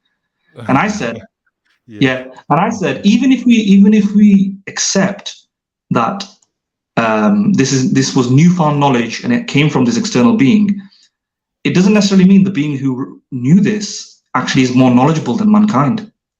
You might think this is a bit weird. I'm actually saying that it could very well be that mankind is still more knowledgeable than this being, in the following sense. And I made this argument to him. This might be a bit technical. I said, for every scientific revelation, alleged scientific revelation, in order to confirm it, it required a counterpart and corresponding man-made understanding. Right? Mm-hmm. So for every scientific revelation, there had to be, in order to validate that this was a scientific revelation, right? There has to be a corresponding counterpart that from human beings, that human science. Any scientific discovery has to be made by humans. So there's a one-to-one correspondence. There's a one-to-one correspondence, right? For every single surprising, miraculous, scientific revelatory passage, there is a one-to-one correspondence. There's a one-to-one. There's a corresponding belief by humans as well. But in addition to that, the science of humans go even deeper and more technical and more proficient and more detailed and more knowledgeable, right? In other words, what does it look like? It looks like the Quran's revelations has to be validated by human scientific knowledge, right? That's the baseline, not the other way around. And human science obviously knows more. We know more than the Quran, right? In the sense that the Quran talks about the sky does this, and the mountains do that. But we know more. In order to learn more about mountains, we need to open a geology book. In order to learn more about the moon, we need to look into an astronomy book, etc., etc., etc. So how do we know? How do we know that the knowledge of this being actually surpasses ours? We don't. In fact, all the evidence suggests that we know just as much and more. And in fact, the fact that this being could have given us more knowledge, but we had to take our time to find it, actually shows that we might be the epistemic authority and know more than this. I mean, if you were to write all the scientific information and collect it in a single book, that's gonna be probably tens of thousands of pages. As opposed to just the peltry knowledge that is in there, the peltry scientific knowledge that is in there in the scripture, pretty much, right? Exactly. So, I mean, on that basis, you can pretty much argue that humans have much more knowledge than whoever wrote this, even if divine. Exactly. Even if an external creature or alien, we actually don't know anything about this alien. So at best, I conceded maybe the alien can tell the future or something, right? Or can know a few things before the 7th century men. In other words, the best evidence suggests that the alien knows more, maybe more than 7th century or 8th century or 10th century men. But the alien, there's no evidence suggesting that the alien knows more than modern day humans. And it could very well be that the collective modern day human knowledge and humans knows more than this particular alien. Right. Yeah. And this person was just stumped. He just never heard of this before. It's just like, this is a bit unique. Yeah. Right. This is a different argument, and this is I mean, somebody could make this argument very well, right? Mm-hmm. So it seems right now. But somebody would come and trying to be a devil's advocate and would say, no, no, no, no. The point of this divine being is not to give you all the scientific information and all that. These are just signs and not science, as Zakir Naik would Mm, say. mm, These are mm. SIGNS, not SCIENC, right? And all those things. Yeah, yeah. And so, True, yeah, I mean, true. In yeah, fact, that's what the guy said. That's not what the guy, originally guy said. I'll send you this debate if you want. I think I've got a copy of it somewhere. That's what the guy said, and I said, um, true, that could be the case, but you don't know that's the case, right? If an alien right, came on the exactly, yeah, planet, yeah, exactly. That's yeah. what The my point is, we're just measuring the outputs of what we can see. The alien says all of this stuff. We do all of this stuff. Which one looks like we have who has which side looks like they have more I knowledge? mean, another argument Yeah. you can make when he Mm, raises or he or she raises some point like this is why a mm, certain set of scientific hypotheses are mentioned rather than some other better scientific hypothesis. If this book were supposed to be a book of yeah, guidance, right? If he says yeah, this is a book of science, right? Why not mm, germ theory? Why some vague theory that doesn't even concern us, right? yeah, yeah. So Exactly. that's another Yeah. point that could be made, pretty much. You know. No, because let's think about it commonsensically. Imagine if somebody did write all the things down of that can be found in the Quran. Let's hypothetically assume um, embryology was foreshadowed, or salt doesn't mix with fresh water. All this stuff. It's not very impressive at the end of the day today. And if somebody did walk in, two people did walk in, and one walked in with all that knowledge, and the other person was Stephen Hawking, and he came in with all this other knowledge.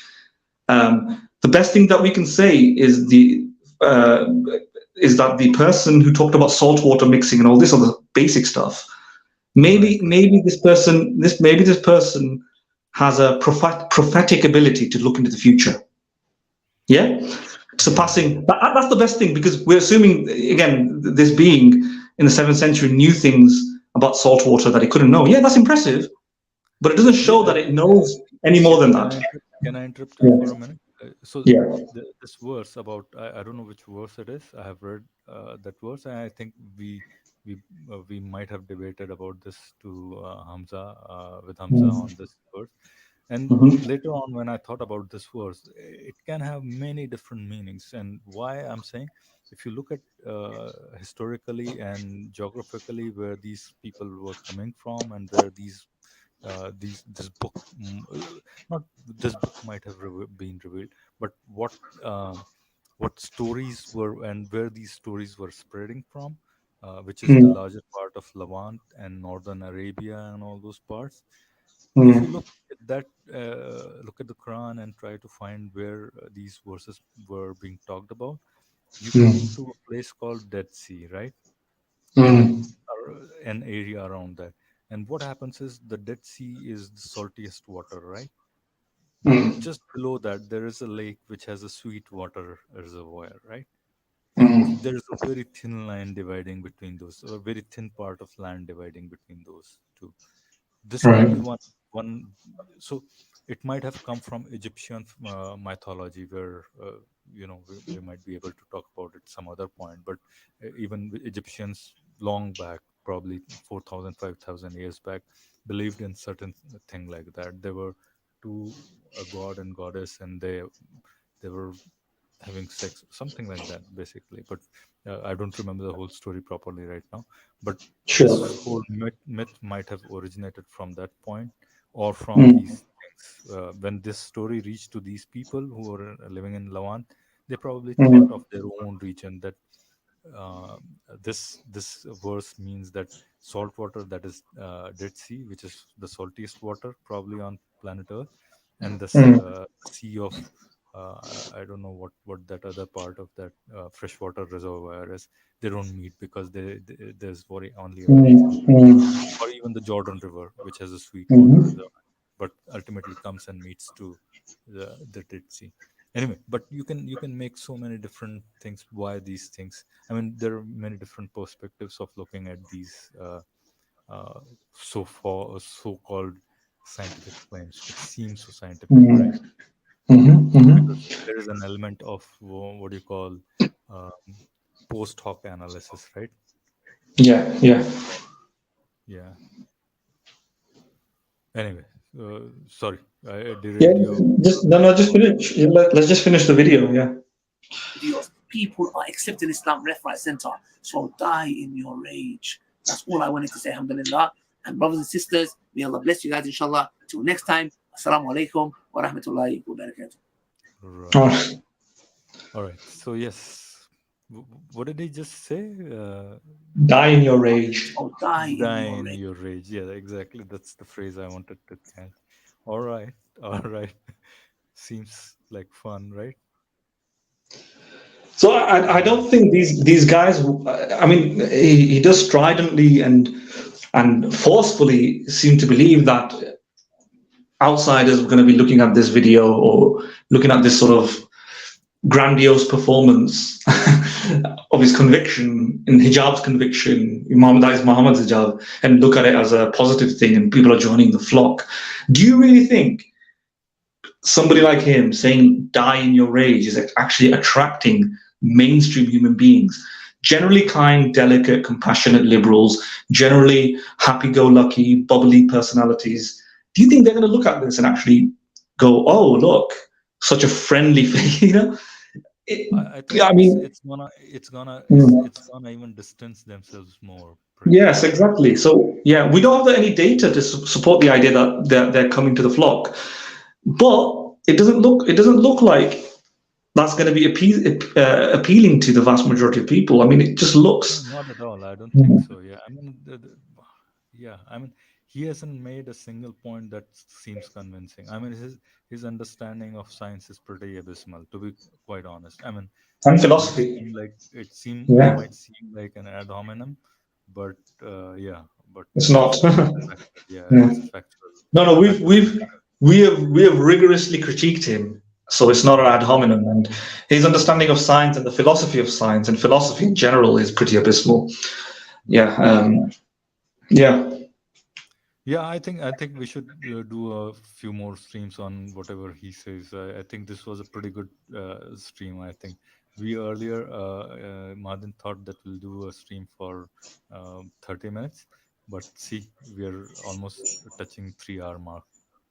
Hmm. So shall we call it a day? Before you do that, let's make available to the public who may have had the patience to watch to this length with us to the very end. Hamza Zorsa's paper. If anybody wants to join us, please. No, not just that, not just joining. Hamza Zorsa's paper. Oh, you are Yeah? saying, okay, sorry, so my bad. Hamza source. Yeah. Shall we put it in the comments in the description Yeah. because right now I don't have a handle on it.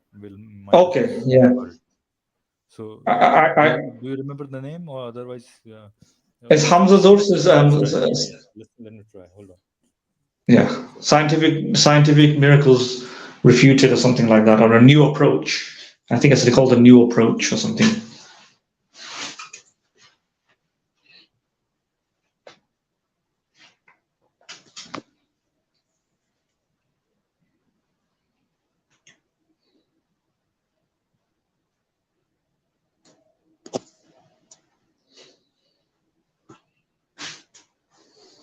All right, Madin, can you hear me?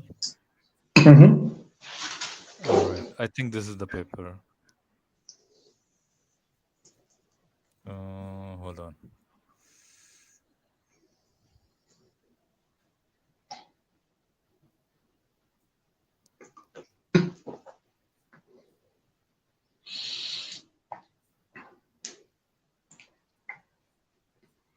All right, can you see? This is the paper. Yeah. So if anybody is watching, everything that we have talked about, the new approach, why have these mainstream Islamic apologists like Dawah, Ali Dawah, why have they forfeited, openly admitted that this scientific miracles is just nonsense? Well, this is probably what has triggered it. And this, by the way, is not something that has happened out of a vacuum, preceding these events, preceding this writing up of this paper. Hamza's also had a very entertaining, very, I would say, a challenging debate with somebody called P.Z. Myers, who was a biologist, embryologist, and Hamza's also tried to demonstrate the miraculousness of embryology in the Quran, foreshadowing science of the time, foreshadowing future science. And P.Z. Myers had shown that actually no, the knowledge in the Quran was rudimentary, primitive, vague, crude, and in fact, Aristotle had known this.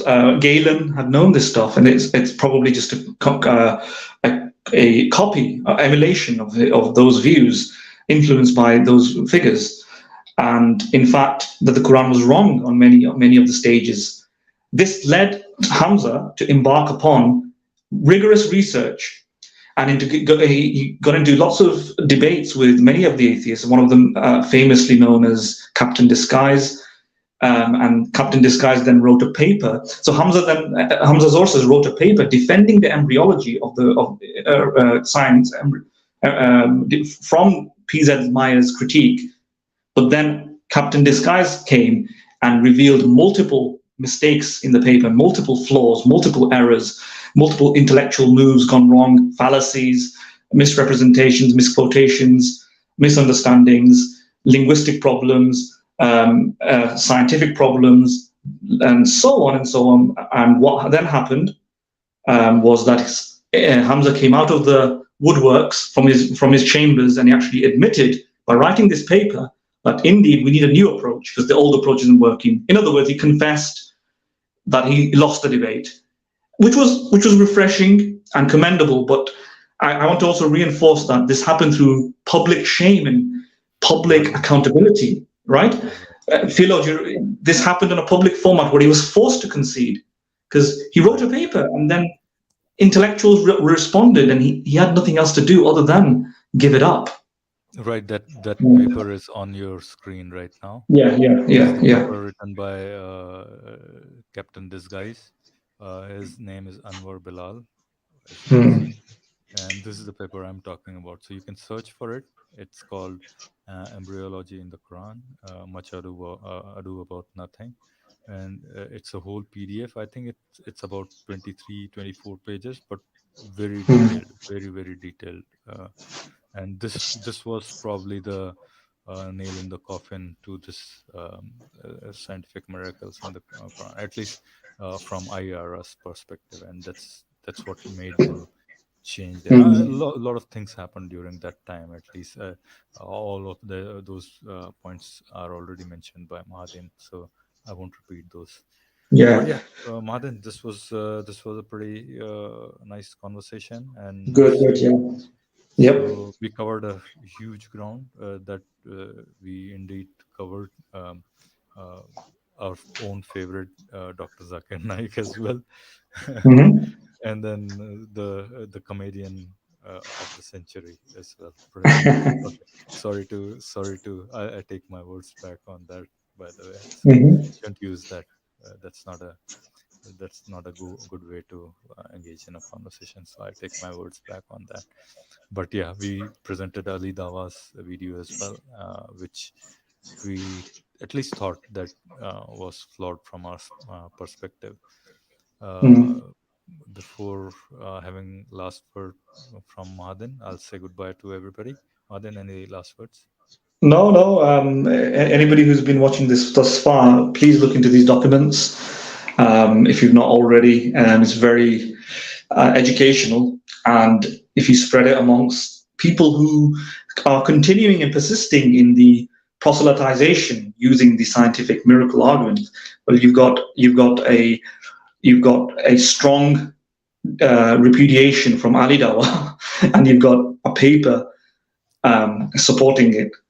So you should be able to deploy those in any debate and show, look, even your Muslim brothers are saying this is wrong. So just drop this approach. It's wrong. At least settle this debate between two of you, and then come forward, right? Yeah. Right, anyway, good. Goodbye, everybody. Nice talking to you. Nice talking to you as well. Audience presenting this video. See you guys later. All right, bye-bye. And Bye-bye. before we sign off, just would like to appeal to our audience: like, subscribe, and share. It's good to share these kind of videos. Why? Because if you want to spread the awareness, if you really care about spreading the truth in a sense, then you need to share it. Bring these videos to as many people as you can. And yes, if you can do that, will keep bringing good content. Thanks, Mahadev. Thank you as well. Yeah. Bye-bye. Thank you, everybody. Bye bye. Bye-bye.